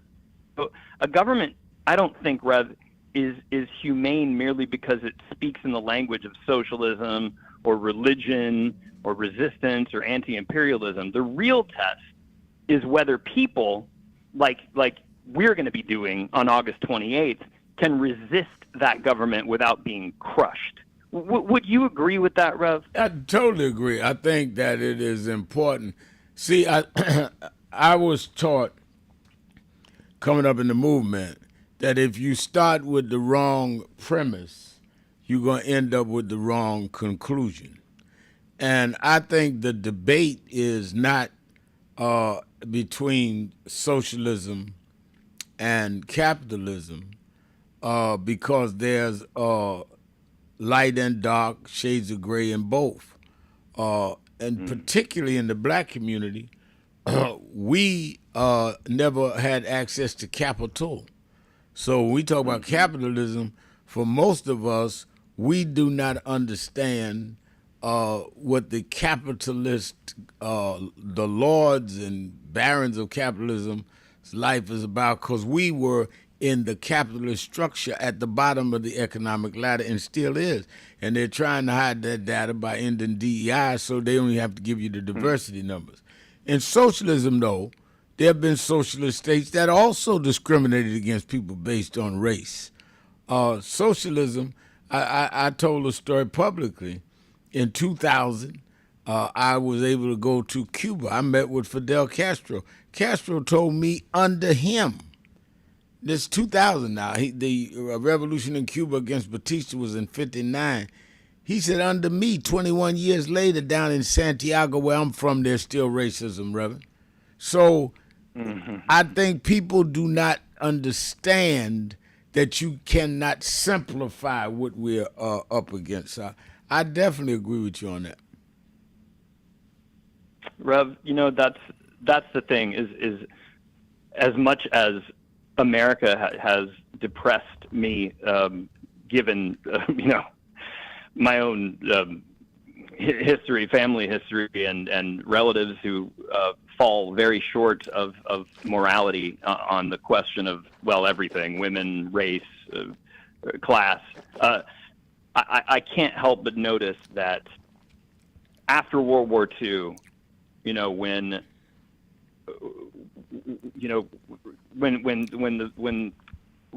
Russians went back to Russia, right, and Chinese folks went back to China, the Chinese soldiers, and American soldiers came back here.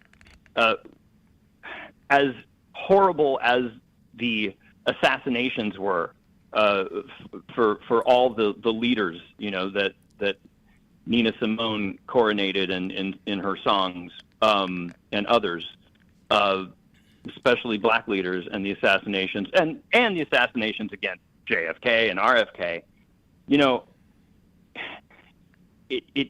There is no historical parallel to the fact that we at least have, and you are an emblem of, carrying on the legacy of the civil rights movement, that China and Russia have no chance of ever having because of the totalitarianism of their so-called socialist regimes. Do you see it that way too?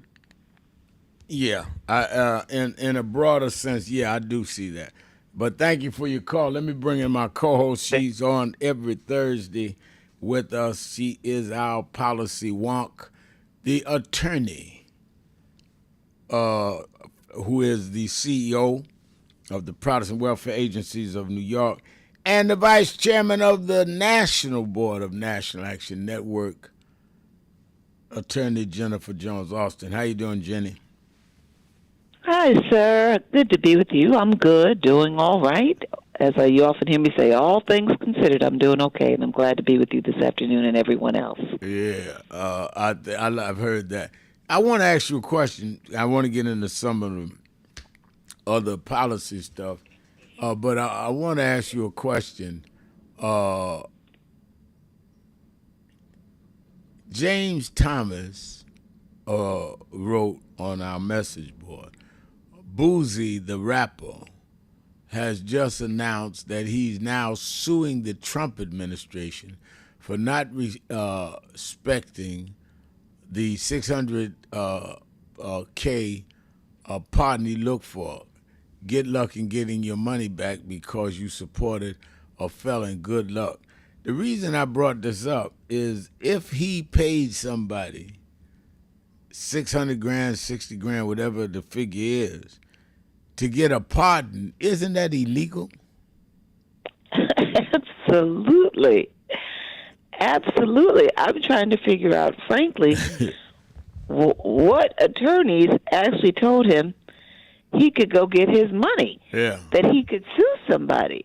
Like, first of all, I don't even know if I'd be disclosing that I engaged in that illegality. Now, what they're trying to say is that maybe it was a misrepresentation or something, that they told him, I'm trying to figure out maybe what he's suing them for is they misrepresented that if he gave them the money, he could get the pardon, but it's illegal to give money for a pardon. So, right. I mean, this is part of bribery. And it's illegal for him to give the money for a pardon. Exactly. That's wild. I had an old friend of mine say common sense ain't common, because he put himself in a very precarious position. All right, let's take a break. Be right back. Keeping it real. Shopton. Jones Austin. Be right back. This is an important notice to all U.S. taxpayers. The IRS is giving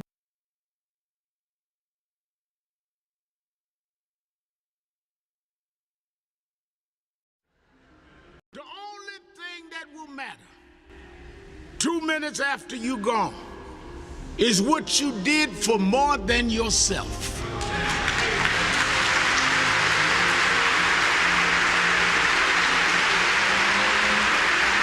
Think about this.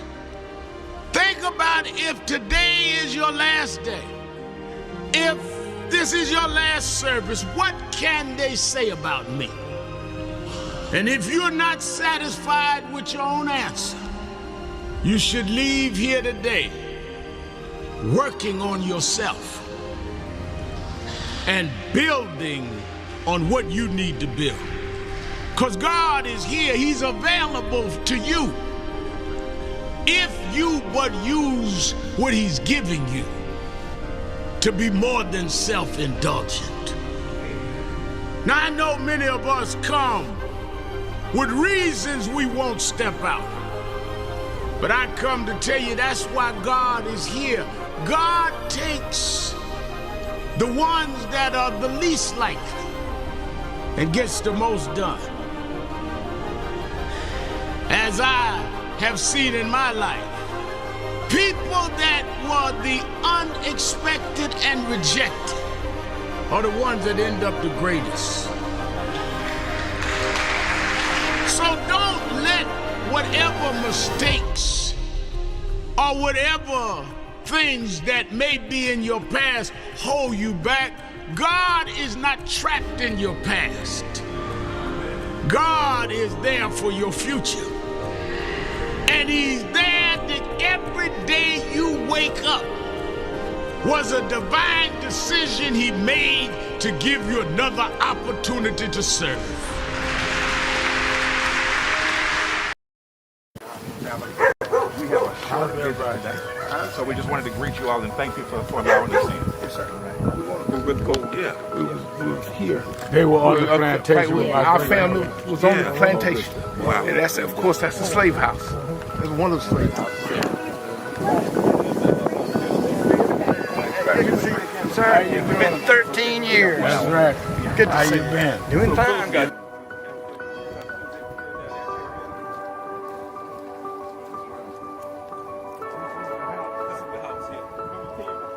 Last time, and we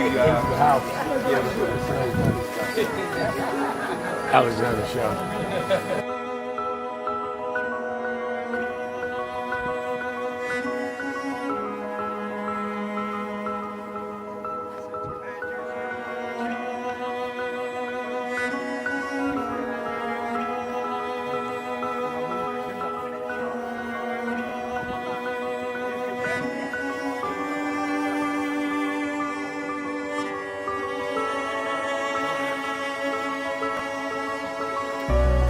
How many slaves were staying there? I have no idea. This is where they would have a slave. Yeah, that's when exactly. That was exactly.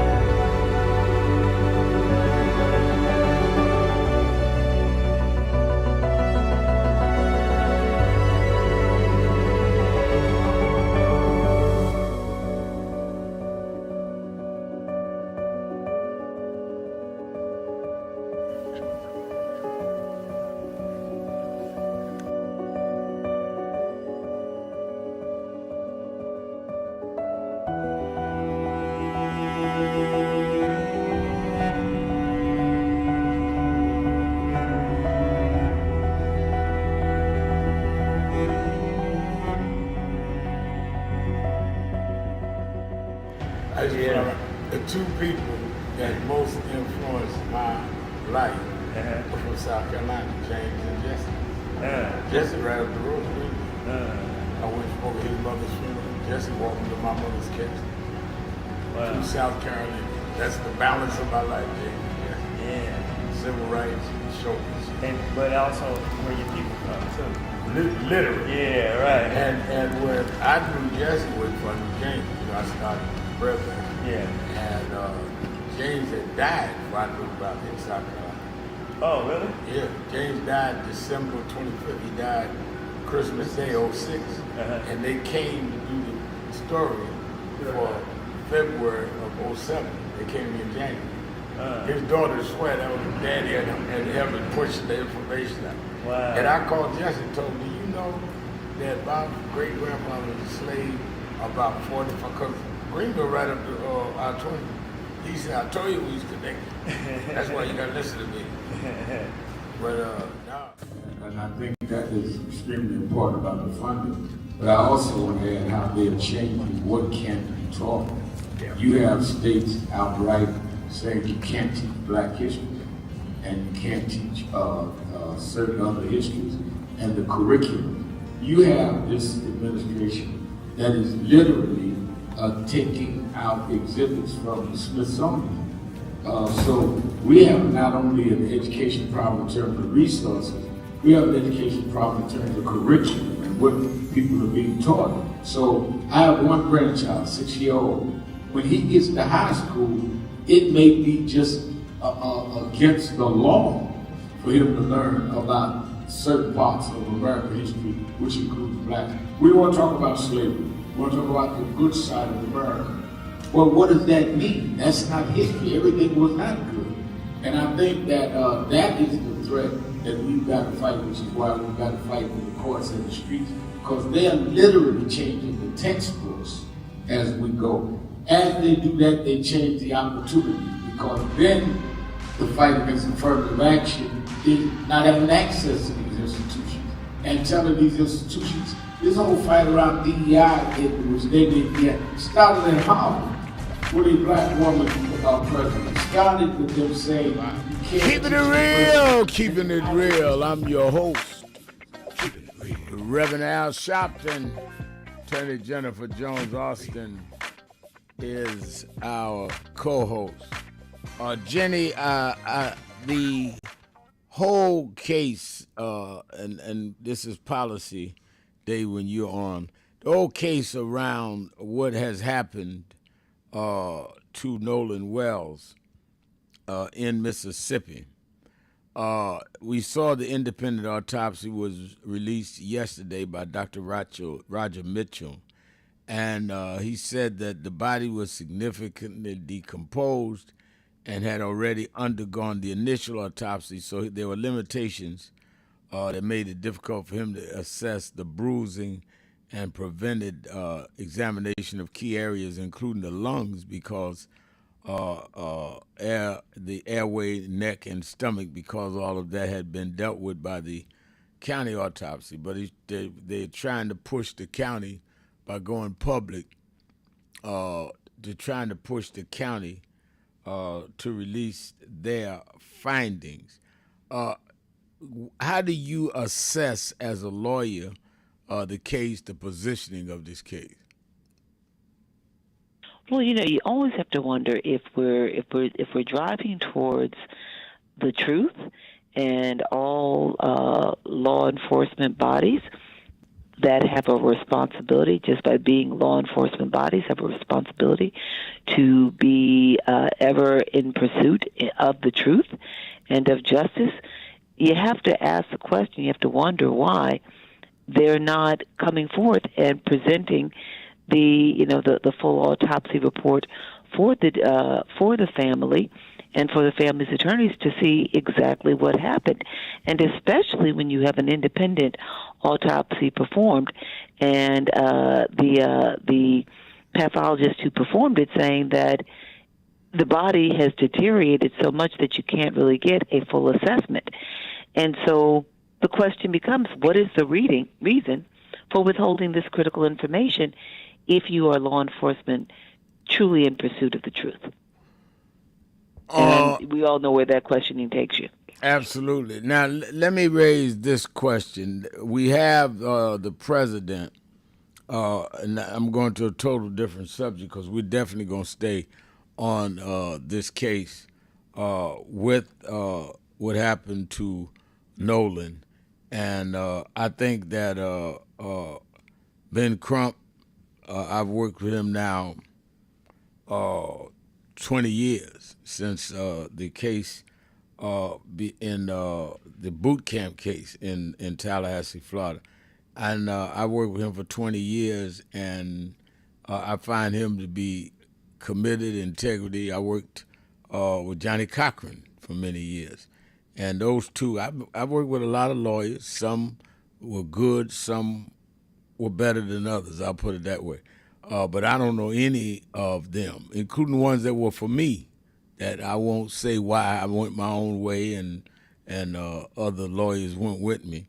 But these lawyers are more skillful than any lawyers that I know. So that's why when Ben calls me, I come, because the cases he comes with is thoroughly investigated and don't leave you out there hanging. Yeah, you know, because of your father, who was with me since I was 12 years old. I was with him.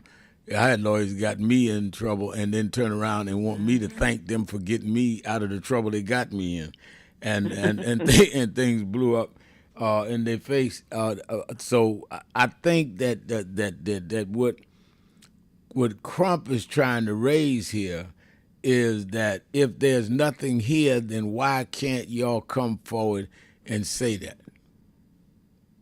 Absolutely, and what I always think about is that in Ben Crump, first of all, you got to remember that his integrity and his ethics have to be, par none for him to keep doing what he does for the benefit of individuals and families and the community at large. He and his team members, partners, and let's just say his practice is growing. Not simply because of these cases occurring, but also because of partners who understand the value of what he brings to the table. Again, his integrity and his ethics when it comes to these matters, on top of his legal knowledge, his legal acumen. And this is where I'm really going to go. He's now so experienced in these matters, he has a good appreciation for, what law enforcement has a responsibility to do. And frankly, when he's getting the runaround, questions, have to be asked about how certain body parts, and I hate to put it so matter-of-factly, you've got body parts that were removed, and they say that in the initial autopsy, the medical examiner removed certain body parts to perform a deeper analysis. But yet, they were comfortable coming out with results early on saying nothing to see here, right? Nothing wrong, right? Make that make sense. If you did not have a full and complete autopsy, then how dare you do something like that? But clearly, I would look at it, and Ben Crump is probably looking at this and saying, what is what legally is happening, what is appropriate, what is not, and then what is also being done in playing out in social media and in mainstream media to try to influence. Government officials have done this for a long time. Give you some information and get people thinking one thing so they could lessen the impact of what comes later.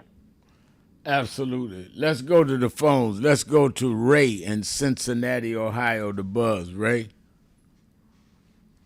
Yes, sir. Thanks for taking my call, Rev. Rev, I got something for you. Then I got something for your guest. First of all, when you put the country in the hands of a lunatic, you're going to get chaos. And I thought that being a whistleblower, what the Secret Service guy did, talking to MS Now, is what I heard. That's not a crime, or they're going after this guy, because he's talking about J.D. Vance and the things that J.D. Vance is taking them through. That's another issue. But for your guest, I don't know if you saw this killing by 4 cops of this guy on the street.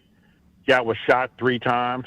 Now, here you have, and I'm going to lay it out, you have, about 4 or 5 cops wrestling with a guy who they claim had a knife, and they did show a knife, but they don't know if the knife was in his hand or not.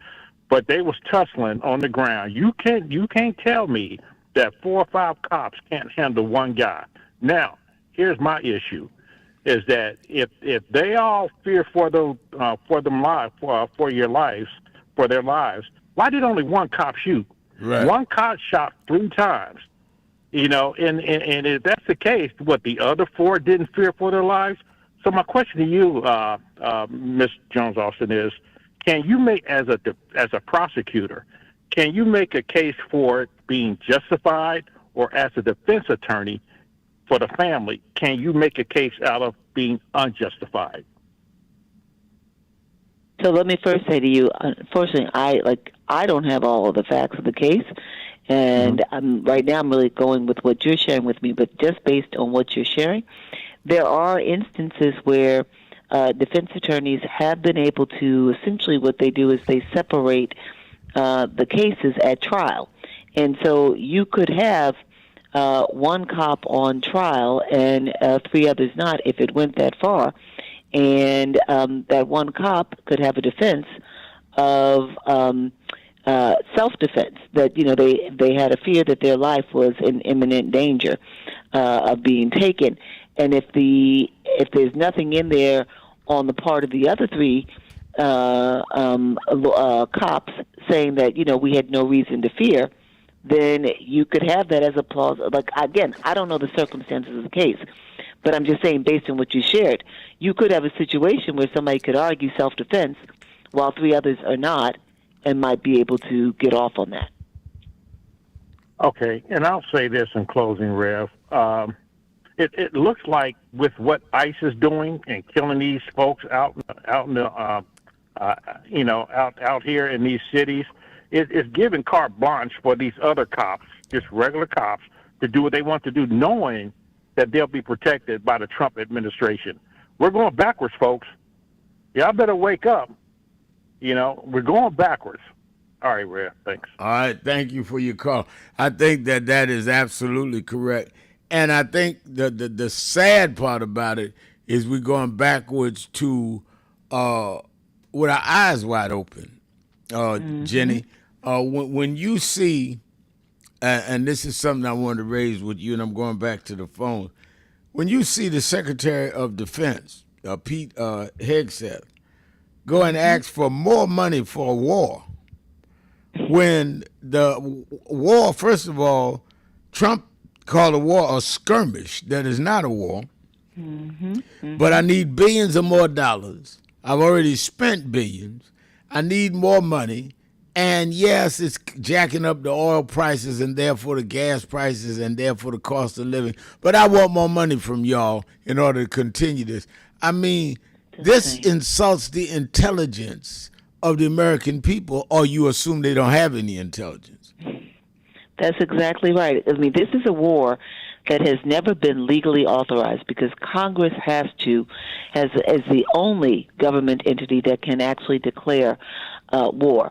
So we're in a war that has not been authorized, and Trump and his cronies, Pete Hegseth and the like, they are expending billions of dollars when the government itself has said that we don't have money, we need to bring down the deficit, we can't be paying SNAP, we can't be paying Medicaid, we're being stripped of our resources, and they are pouring money into a war that they were not authorized to get into, and you have Congress, a Republican-led Congress, figuring out how to play along, because what they're doing is they're putting forth requests for additional funding.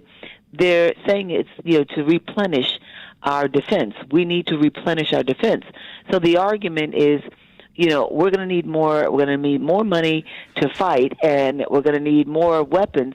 And we can't be left out here as a country with nothing. You've got to fund this. So it's kind of like skirting around the fact that they never even got the legal authorization to spend this money on the war. They're now just coming back to, it's like when somebody gets you into a bad situation, and now they want you to help them get out of it when you shouldn't have been in the first place. And had they not done what they did do, you wouldn't be in it. But now you want me to bail you out. That's right. That's what this is. Donald in Milwaukee, Wisconsin. Donald, you're keeping it real with Shopton and Jones. Let's take our break. I'll come right back to Donald. Keeping it real. Shopton, Jones Austin. Be right back.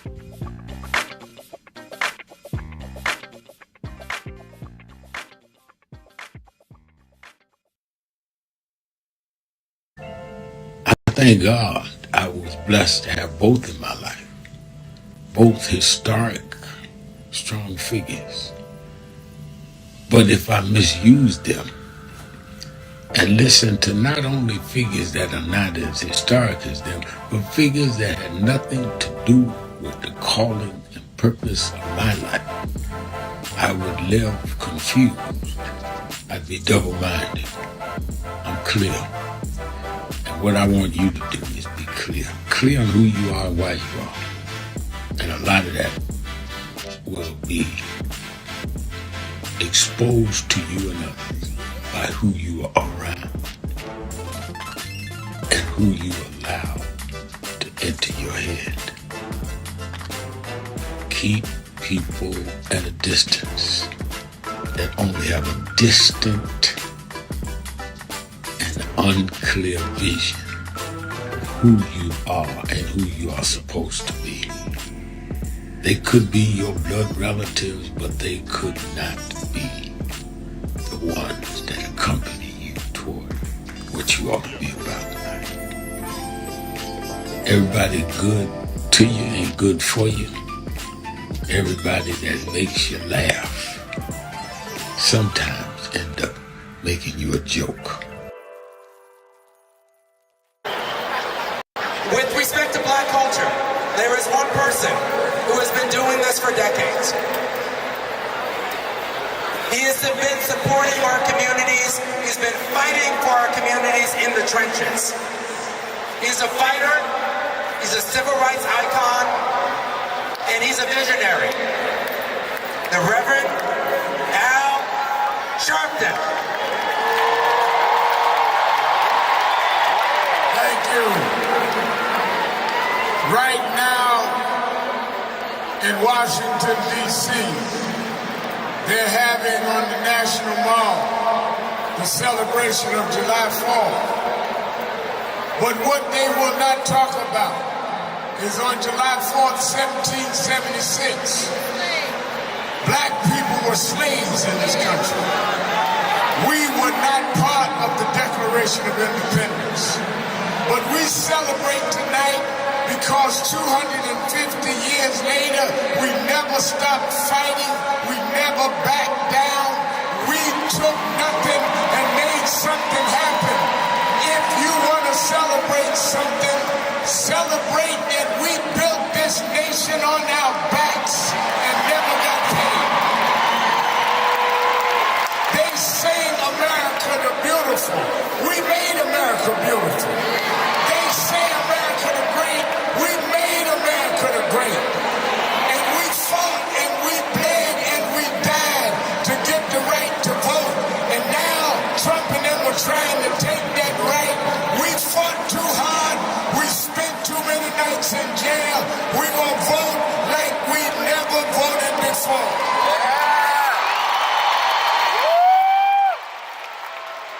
Today, a group called the Patriots marched in Washington with Confederate flags. Well, on August 28th, Martin Luther King III now having a march in Washington on the day his father gave the I Have a Dream speech. I want everybody to be there. We're going to stand up and show the dignity of our people. We're going to show that we are going to never back down. We won't bend, buckle, no matter what they do in the Supreme Court. We're going to win in the court of opinion.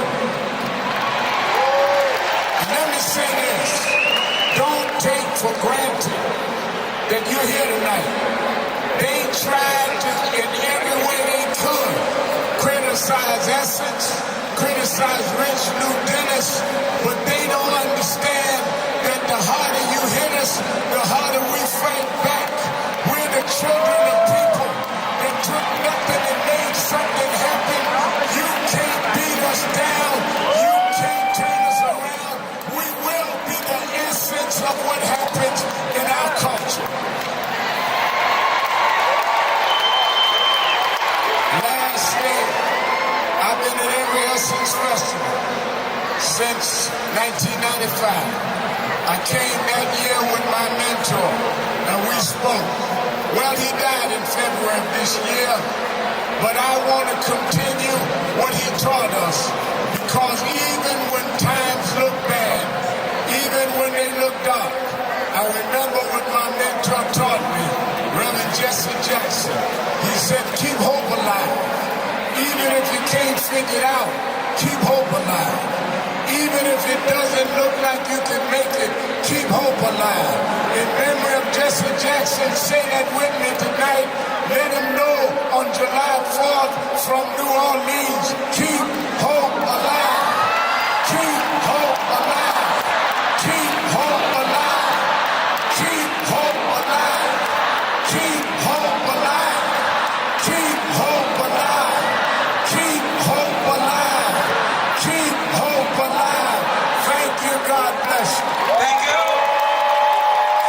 Some noise for the legend. You forget where you come from and forget how you got there, and act like you got there because you were qualified or that you had a good resume.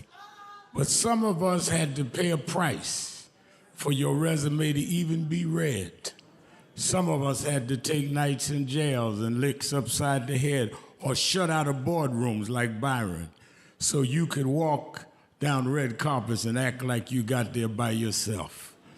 So I received this award with a special place in my heart and on my shelf, because I'm getting it from a freedom fighter who never forgot where he came from and how he got there.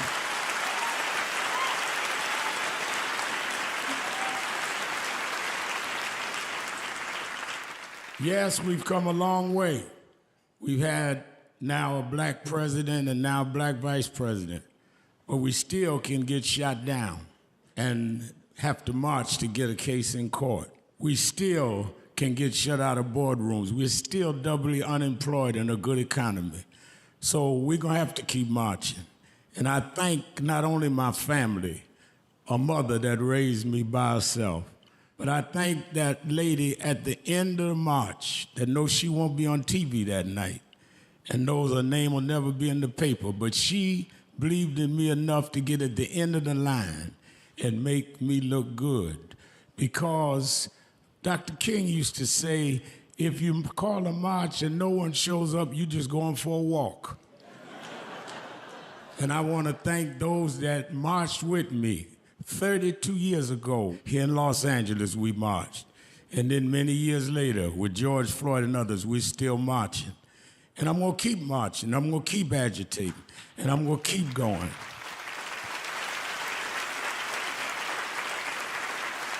Until we don't have to do it anymore. Eddie, known you a long time. Mariah, Chris, and your kids. And I promise you this, the only thing that I really live for is I get up with this dream that every bigot, every racist, everyone in this country that hates will say, damn, he's up again.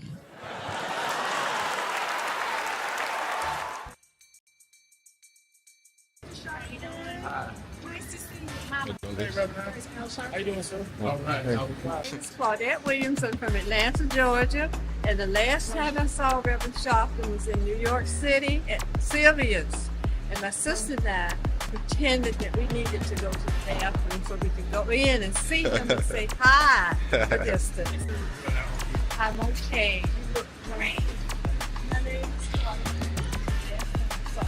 New York City was Sylvia's. Oh. My sister told our house, can I get a picture? So we can see. Wave at you, and today Lisa? Yes, oh, the picture. We're her children. Thank you all. Reverend, it's really great to meet you. Were you in? It's an honor to meet you. Okay, come take a second. Thank you. Meet you back here right quick while you're momentum.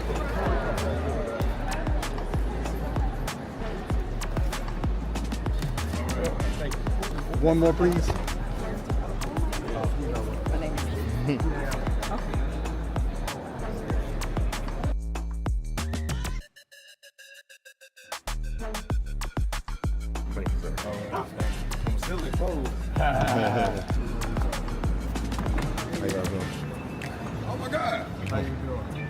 Oh, come on, man. I got to get a phone.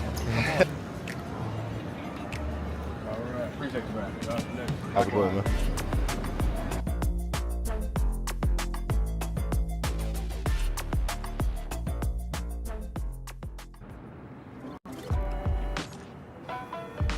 Reverend Al Sharpton has been a steadfast advocate for the power of voting since the 1990s, always encouraging us to get out and make our voices heard at the polls. In these challenging times, there is no better moment than now to stand up, fight back, and vote for what's right. With so much at stake in the world and in our government, it's crucial that we take action and participate in shaping our future. your host. Your vote is your voice. Reverend Al Sharpton, Attorney Jennifer Jones Austin is our co-host. Let's go to Donald in Milwaukee, Attorney Jones Austin. Yes, hello, how you doing? I'm doing very well. How are you? I'm doing fine. You're a hard man to get in touch with. I've been on about an hour trying to get to you. Yes.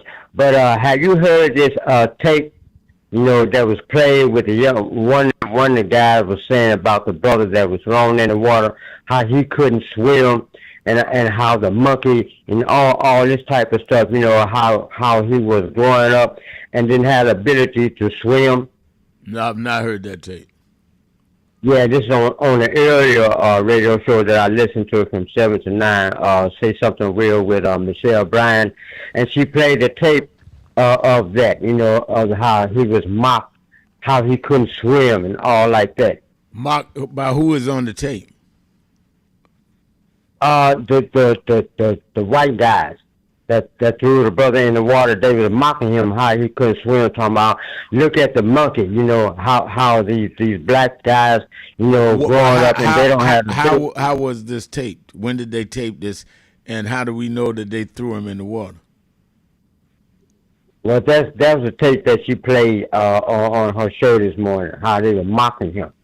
All right, well, let me check that out, because if they got a tape of them mocking him, that ought to be evidence that the family have it. And I know they don't have that. This is the first I'm hearing that. And if they got evidence that they did, in fact, throw him in the water, that's evidence. Because the story that they told is they left him there. How could they have thrown him in the water? And it's so many things going around about that event, so that's why we need a thorough investigation. That's why we put the lawyers on it. But you're right, Donald. Thank you for your call. Let me go to Mike in Fairfield, Georgia. Mike, you're keeping it real with Al Sharpton. Hey, good afternoon, Reverend Al. How are you? I'm doing very well. How are you? I'm doing okay. Reverend Al, you told me to keep you abreast of the Camp Lejeune. We had a setback a couple of days ago. One of the federal judges decided to retire or, I guess, go into senior mode. But we still have the October 31st deadline where everybody needs to come up with the settlement idea. But what I was calling you about, too, though, this morning, I'm an early riser like you. I saw Chuck Schumer and the Democratic senators getting together in case Trump tries to do something about the elections. And I talked to you earlier this year about if Johnson decides he's not going to give up the gavel and they're not going to certify the election, are we in a constitutional crisis, or what's the next step?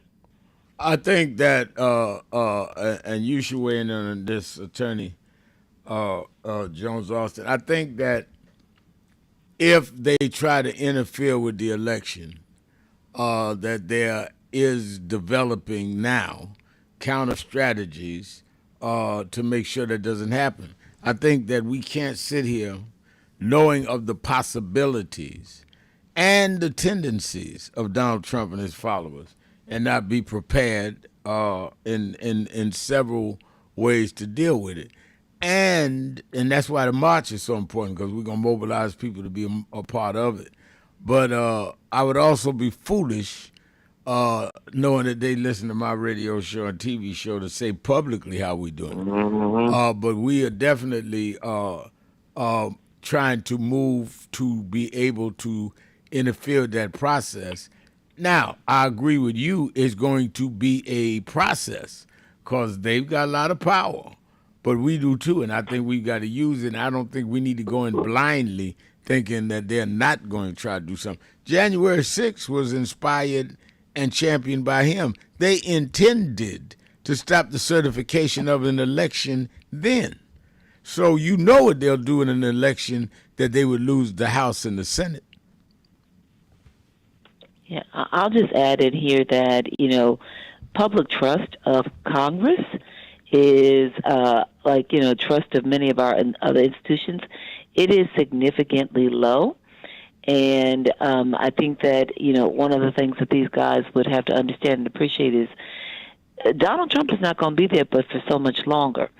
And none of them, I don't know if this is a good thing. I think it's a good thing in this respect, have the heft that he does. And so what we've got to remember is that at all times, these elected officials, all what they want, so many of them, is to remain elected officials. And if Mike Johnson was to try to not decertify the upcoming midterm results, he'd be in a lot of legal hot water.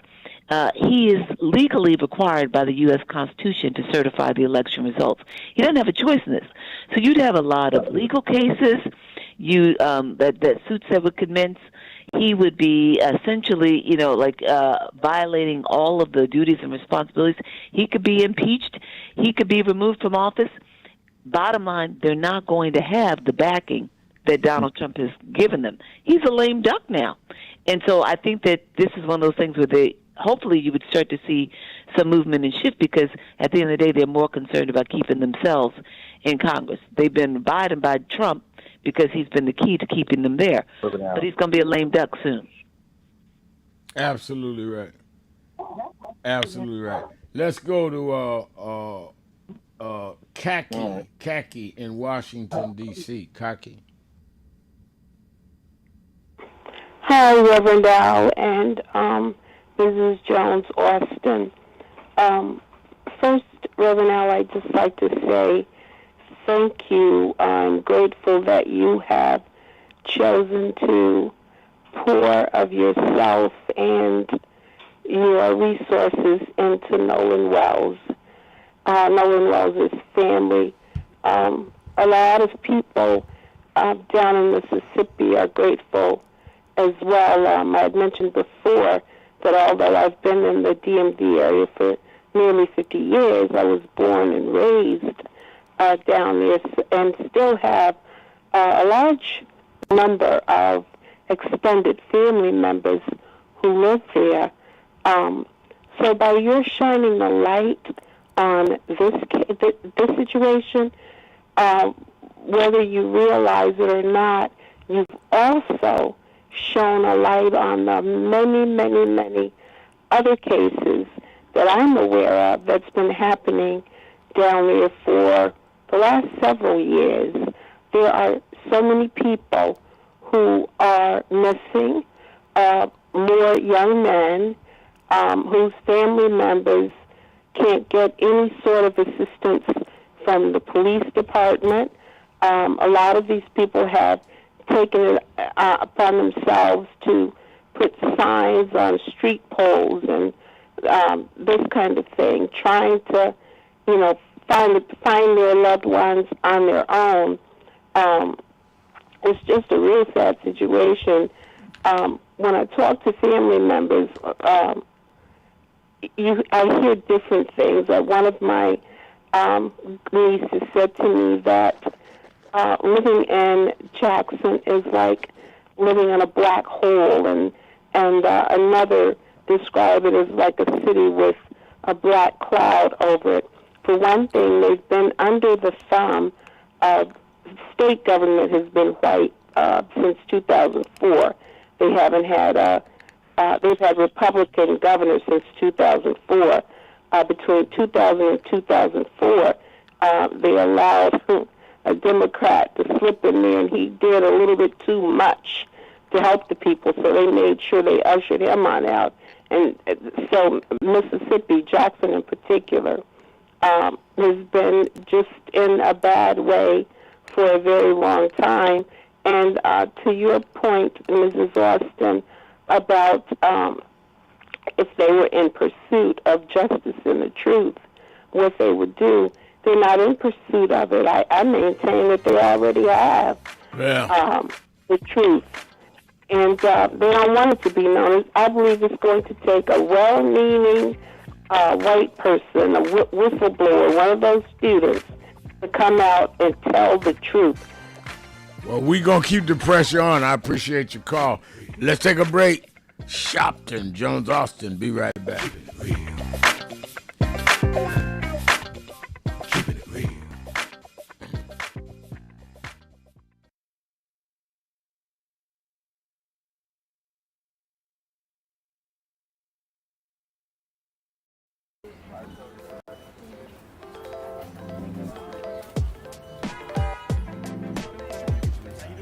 It is such a pleasure to be here with Reverend Sharpton and this entire congregation on Juneteenth weekend to not only celebrate freedom, but recognize the work that is still to be done to ensure that that freedom is within the grasp of each and every New Yorker who has helped to build this city.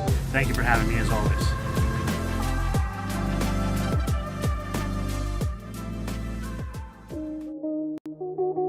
It is really a intersection of both emotions, because when I was 11 or 12 years old, so I watched the news a lot, and I became enthralled with the image of Adam Clayton Powell. I was around 11, and I convinced my mother to let me come up to this church to see Adam Clayton Powell. And in those days, people in Brooklyn used to say it's dangerous to go to Harlem. And folk in Harlem used to say it's dangerous to go to Brooklyn.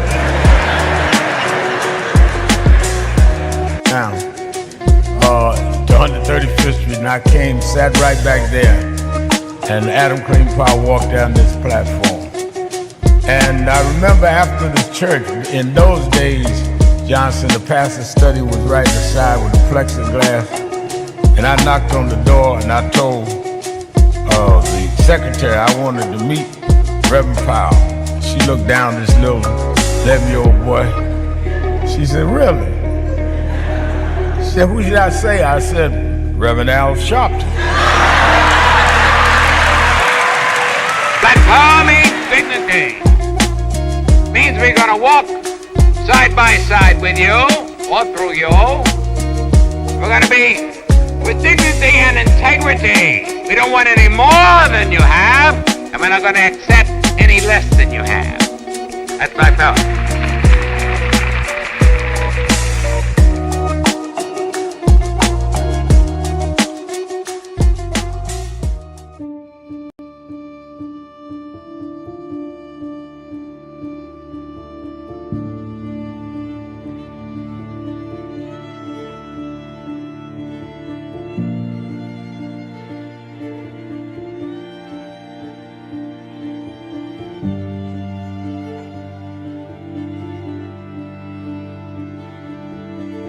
Robert Culp used to do a show with Bill Cosby, I Spy, and he did a documentary on breadbasket, Robert Culp. Oh, wow. You need to see that documentary. It's great. Absolutely. I lived this. I didn't read this. I lived it. I was there. You're true to this. I'm true to this. Not new to this. I ain't new to this. Walter Paltrow, he was, Jack O'Dell was one of the guys that Kennedy warned Dr. King about. He said he was a communist. Jack O'Dell and Stanley Leverson. And Reverend brought him in. Nobody else in the movement would deal with Jack. Reverend brought him in. Oh, yeah. Sure. Just us. Just us. But there's stories behind all of it. It didn't just happen. But I am somebody. I may be on welfare, but I am somebody. I may be in jail, but I am somebody. I may be uneducated, but I am somebody. I am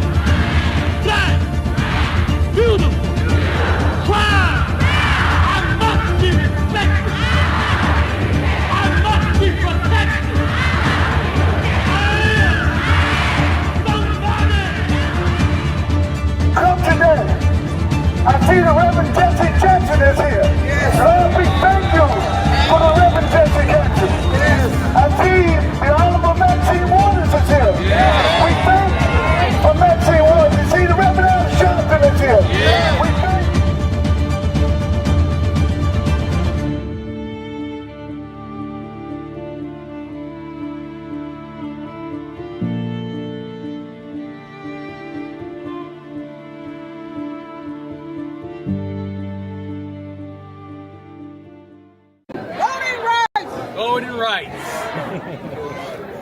Everyone look here. Say it again, Ms. Pearl. Voting rights. Voting rights. One more time, Ms. Pearl. Voting rights. There we go. Voting rights. Voting rights. Voting rights. Voting rights. Voting rights.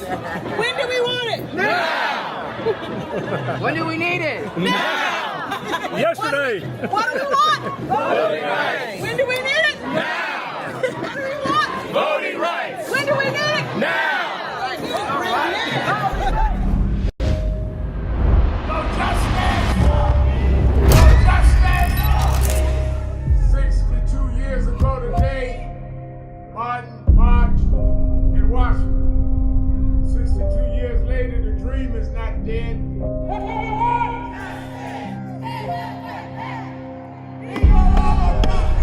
I'm here because I must be here. Democracy is not there for the pig, and you have to fight for democracy. That's what it is. What Trump will erase, we will replace. Is the dreamers in many cases have reversed and tried to turn it into a nightmare. We come to Wall Street rather than Washington this year to let them know you can try to turn back the clock, but you can't turn back time. We gonna keep the dream alive on Wall Street.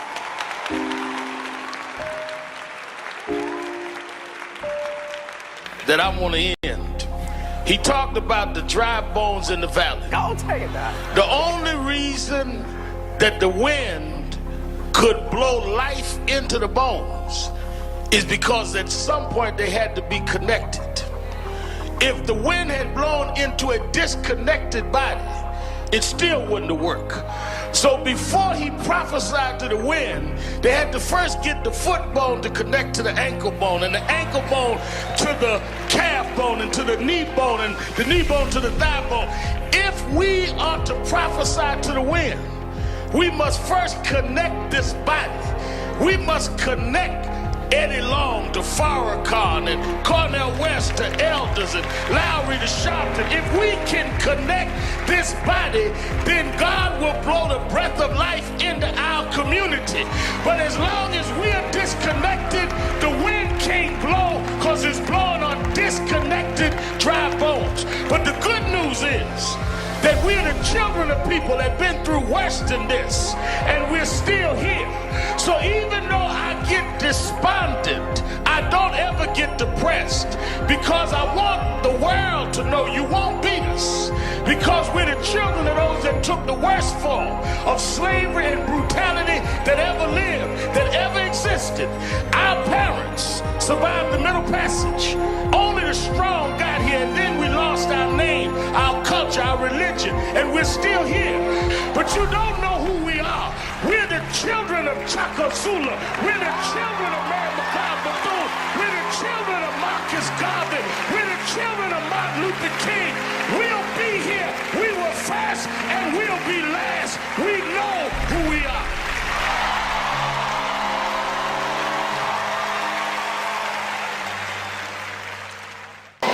I've been in the area since festival, since 1995.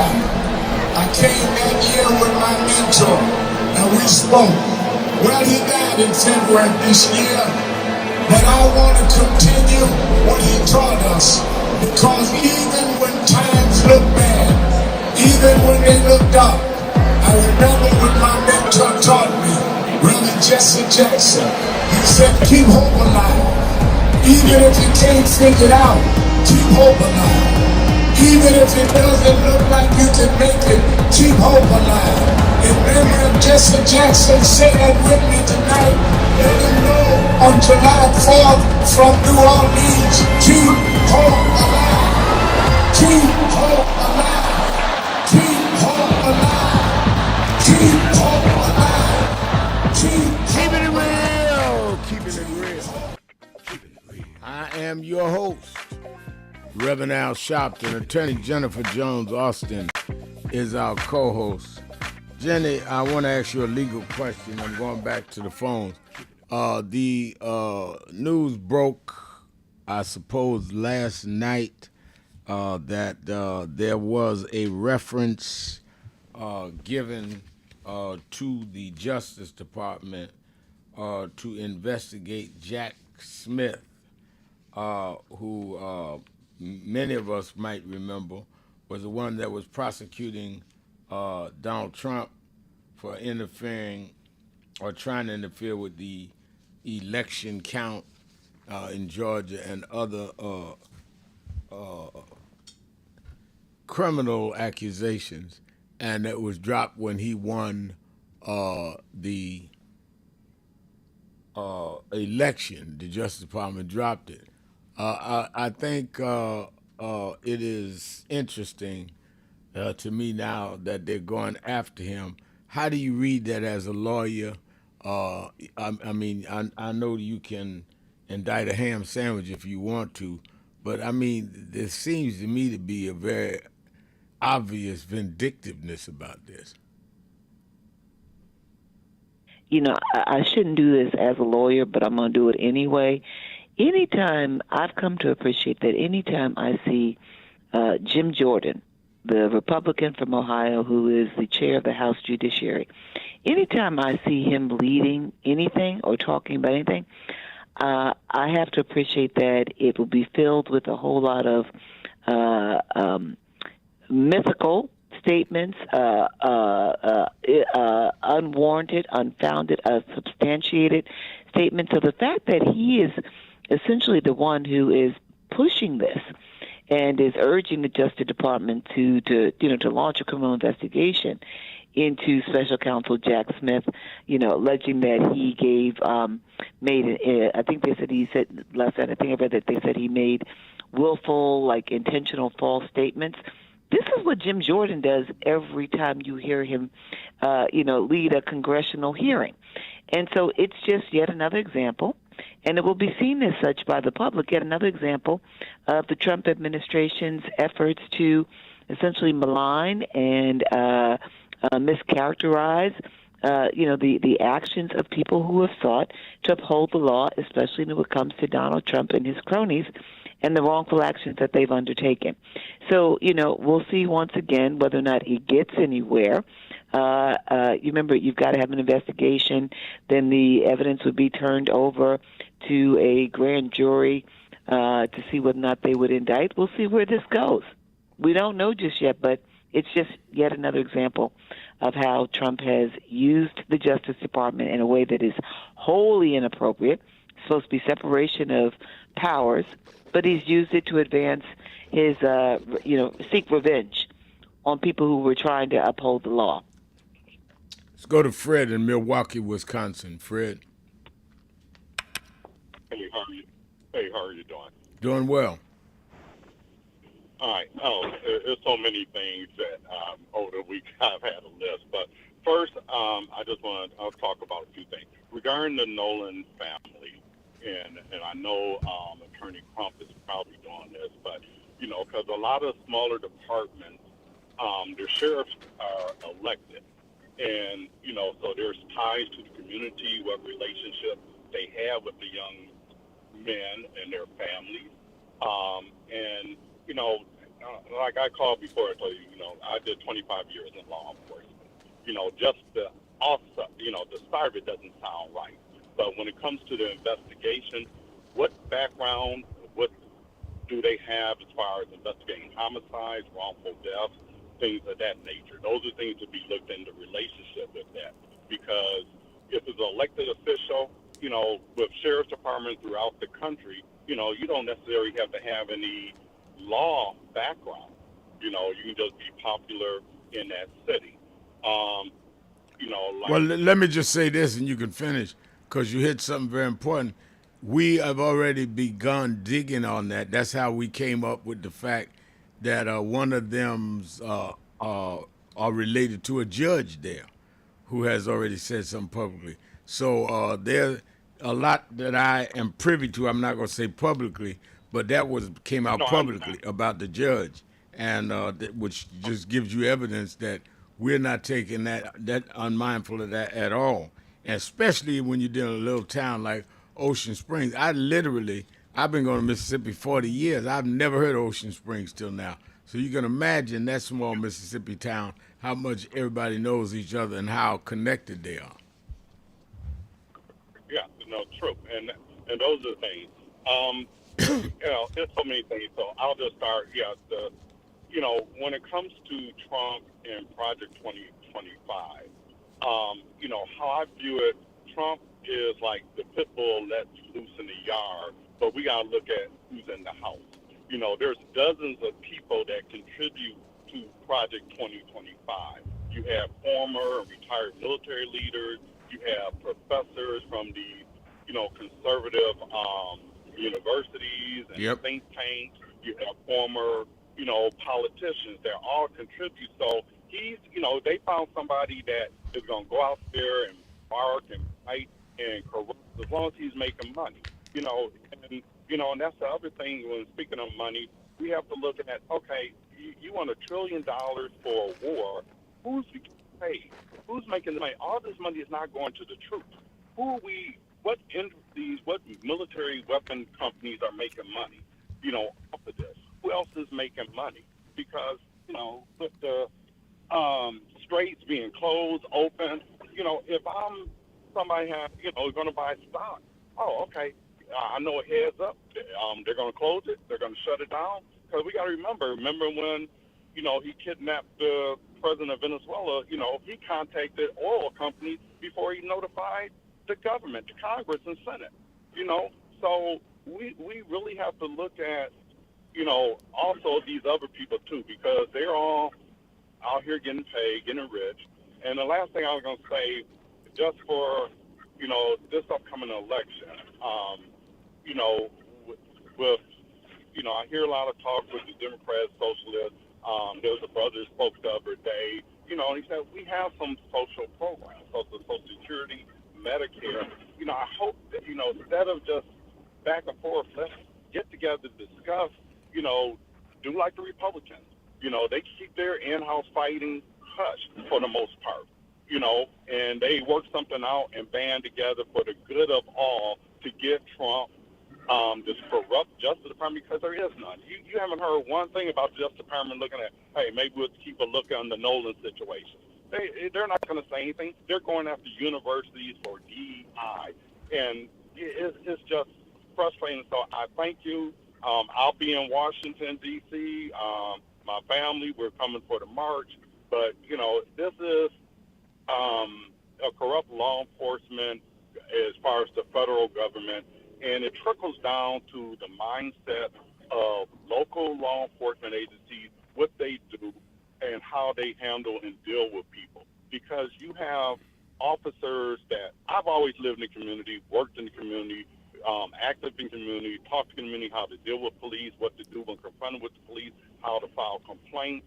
So those are things. But, you got to have a vested interest. But you have some officers, they just come, we're going to police what they look at as a zoo and go back home, and they don't care what happens. Absolutely right. Absolutely right.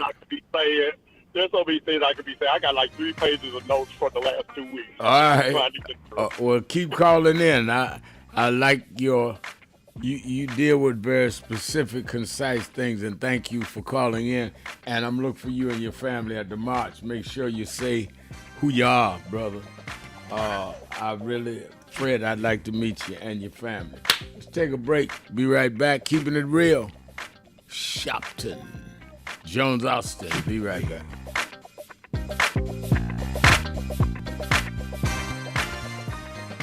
This is an important notice.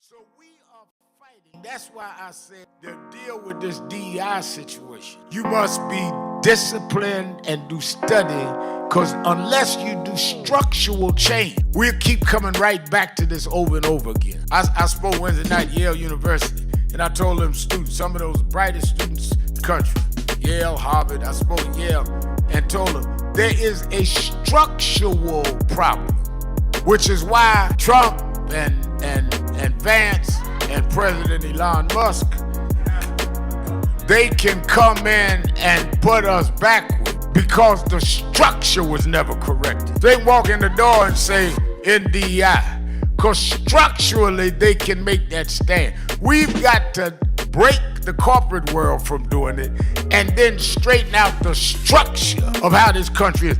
Why we ought to be sending people to Congress is not sending them to Congress because they had the robocalls call your house, but they're committed to the structural change of this country.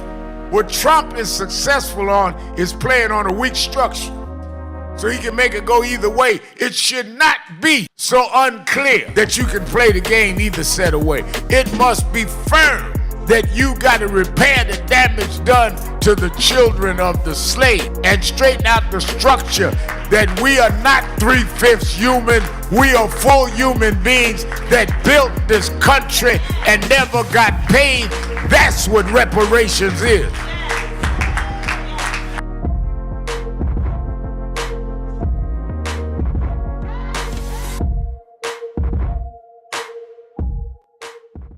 So who is Al Sharpton anyway?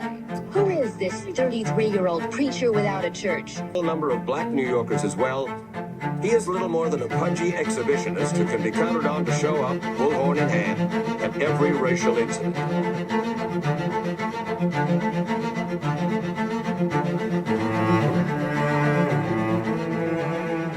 I often quote Mark Twain saying, "The two most important moments in life is the moment you are born and the moment you find out why you were born." I had a very troubling conversation the other day that prompted me to do this little video. Young man that I've known a while came to me and he was crushed. I mean, really crushed, because people were criticizing his work. He's in the ministry, but he's also an actor. And he said he couldn't understand why people were jumping all over, criticizing him, trying to find scandalous and derogatory things about him.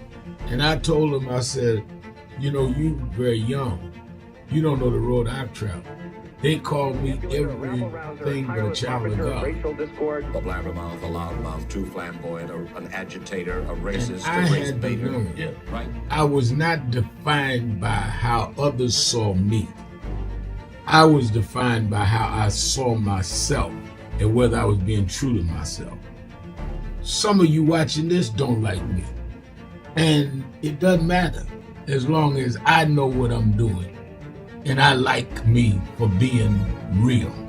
So I'm doing this video to say to you, whoever you are and whatever you do, you may not be in ministry or social justice, none of this stuff, but don't live your life worried about opposition or people that don't like you. You can turn that around. Use me as an example. The same people that call me a scam artist, a con artist, a sellout, or racial hustler and all, I kept going. And the people I respected started respecting and publicly embracing my work. When Coretta Scott King, the widow of Dr. Martin Luther King Jr., had this to say about Al Sharpton. A leader who has protested injustice with a passionate, unrelenting commitment to nonviolent action in the spirit and tradition of Martin Luther King Jr. And I am talking about your leader, our leader, the Reverend Al Sharpton. The other thing that hasn't changed is the National Action Network's commitment to fight injustice and inequality here in New York City and across America. And that's not only a testament to Reverend Sharpton, it's a testament to all of you who are here tonight. First and foremost, to Reverend Sharpton. I saw him when he first came on the scene, and I have marveled at his tenacity, at the development of his intellect, and his devotion to our movement, and much he has contributed to the world we are experiencing. I am honored, and I must say that when I had my debate with Dr. King on the issue of the church and religion, he didn't warn me that after his departure, his space would be filled by another preacher, and that preacher would be Al Sharpton.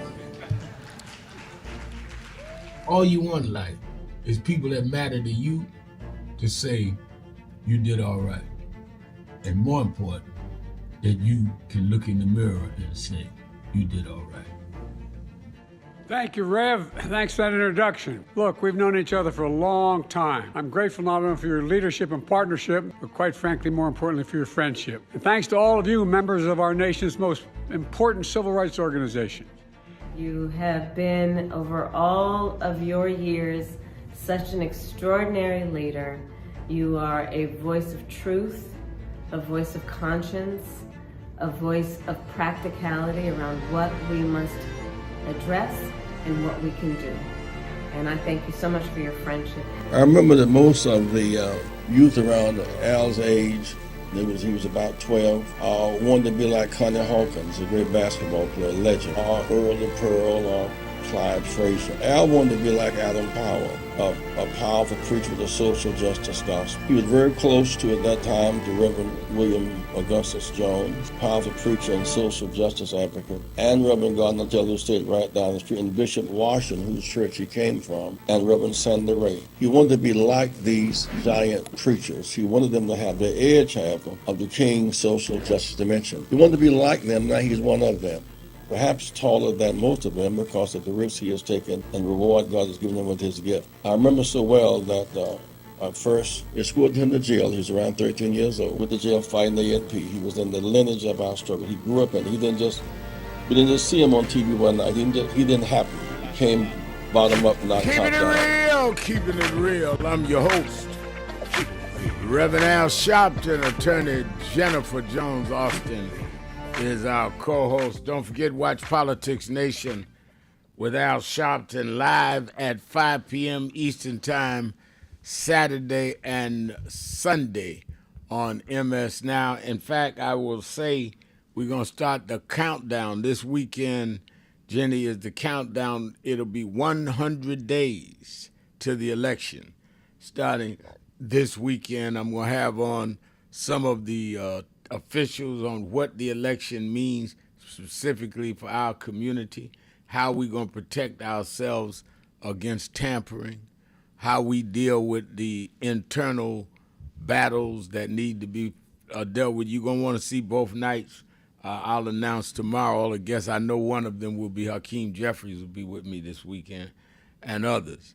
So make sure you watch MS Now, 5 p.m. Saturday Eastern Time and 5 p.m. Sunday Eastern Time.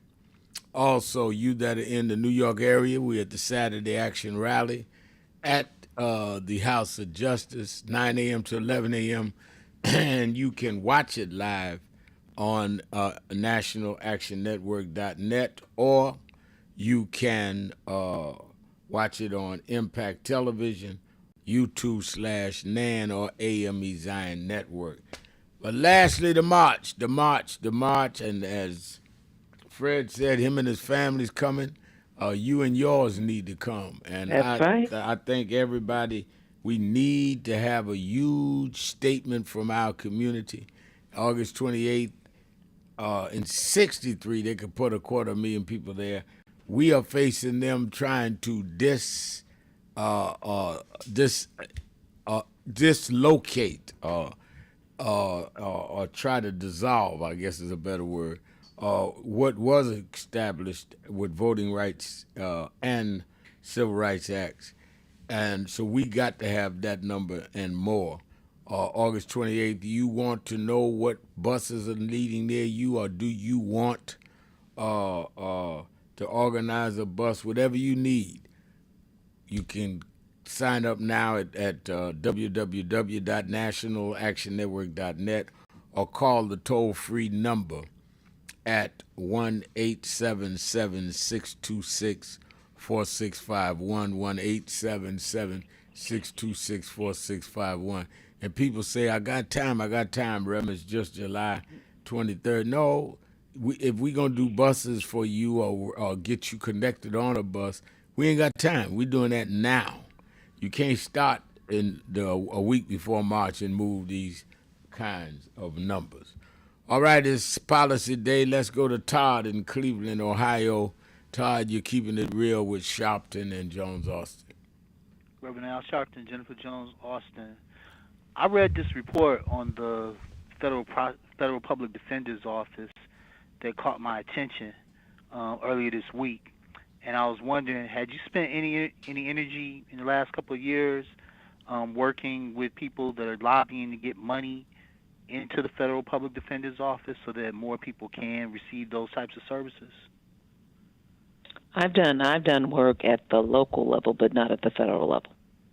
Do you have a number in your head on the local level of what you think should be available for public defend as far as public defender funding Mm-hmm.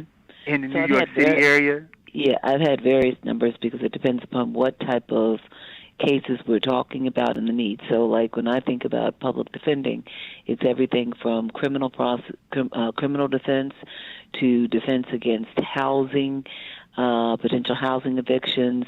It's public defense on education matters. It runs the gamut.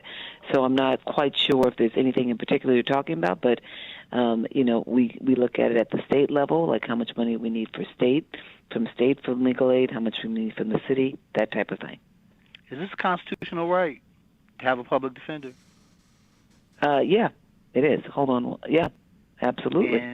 And do you ever notice the imbalance of the money allocated for prosecutors versus public defenders, and how it often makes the difference as to whether somebody gets a chance to walk free or they just have to plea bargain? It is significant. That's why we are constantly helping to advocate for that funding.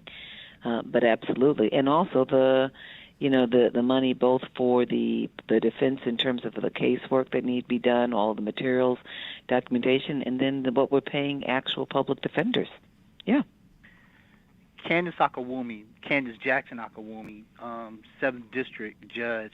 This was my pick for the job that ultimately the judge that we have now in the Supreme Court got, which we got a good pick in there, Candace Jackson Brown. But she was she was a federal public defender for 10 years, and I talked about her openly on air because I had read her cases and things such as that. And I noticed how that, after it settled down who was going on to the bench, there was the conversation about funding for the public defender's office on the federal level toned down. And in the interest of time today, I'm going to let it go.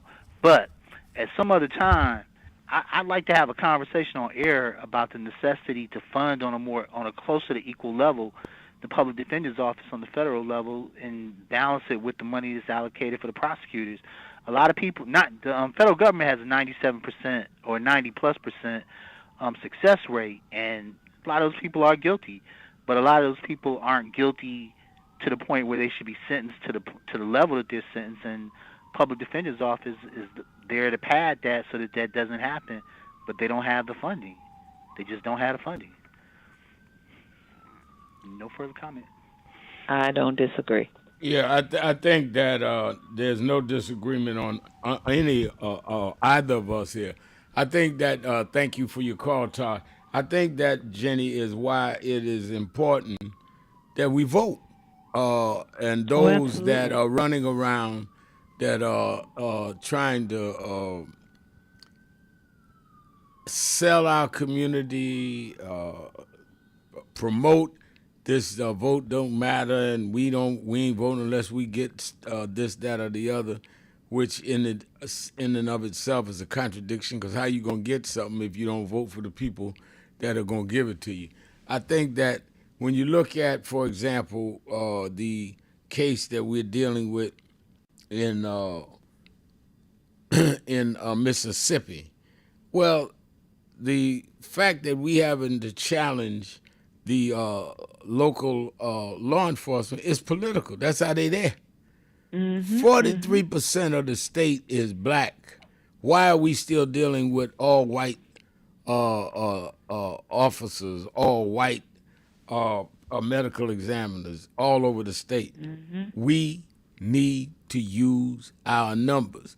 There's a case in Milwaukee coming up with police. I mean, we've got to use all that is at our disposal. I don't say voting solves all the problems, but it's one of them. And when you are in a situation where we've been for centuries designated from slavery to being less than human to being segregated, Jim Crow, and still disproportionately behind in every area of human life. You don't sit around like you're choosing a fork in the drawer that will be the right utensil you want to eat. You use everything available to you, and voting is one of them. Mm-hmm. You've got to be, remember that old line, you got to be in it to win it? Yeah. Like, you've got to be actively engaged, and your vote is your voice. Now, things, people say, well, I voted and nothing happened. Maybe you didn't get the outcome you wanted in this moment, but that doesn't mean that you pull it back and you stop trying. I went to the movies. I hadn't been to the movies in a long time, and I went to see that movie, The Odyssey.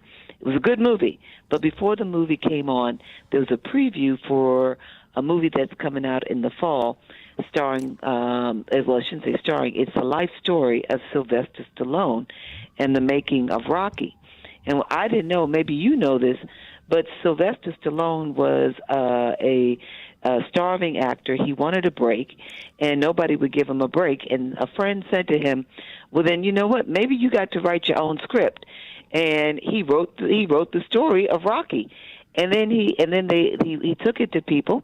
They said they liked it, the filmmakers, and then they said, okay, who's gonna play you? And he said, I'm gonna play me. And they looked at him and they laughed. They said, no, you can't play you. He said, no, I'm gonna be in this. You want my script? You're gonna take me with it. I'm likening that to our voting. If they want your vote, you got to be in it, and you got to tell them that you're not just giving it up, but you got to show up and you got to be a part, and you got to demand what your vote, the value of your vote. You just don't hand it over. You don't step away. You stay in it so you can win it. Couldn't have said it better. I thank you, Attorney Jones Austin, for saying that. You have to be in it to win it. And the thing that is so ironic and sad is when something happens to people personally, then they want everything to work. But when it's somebody else, they have all of these, creative ideas. Well, we don't need to do this or we need to do that.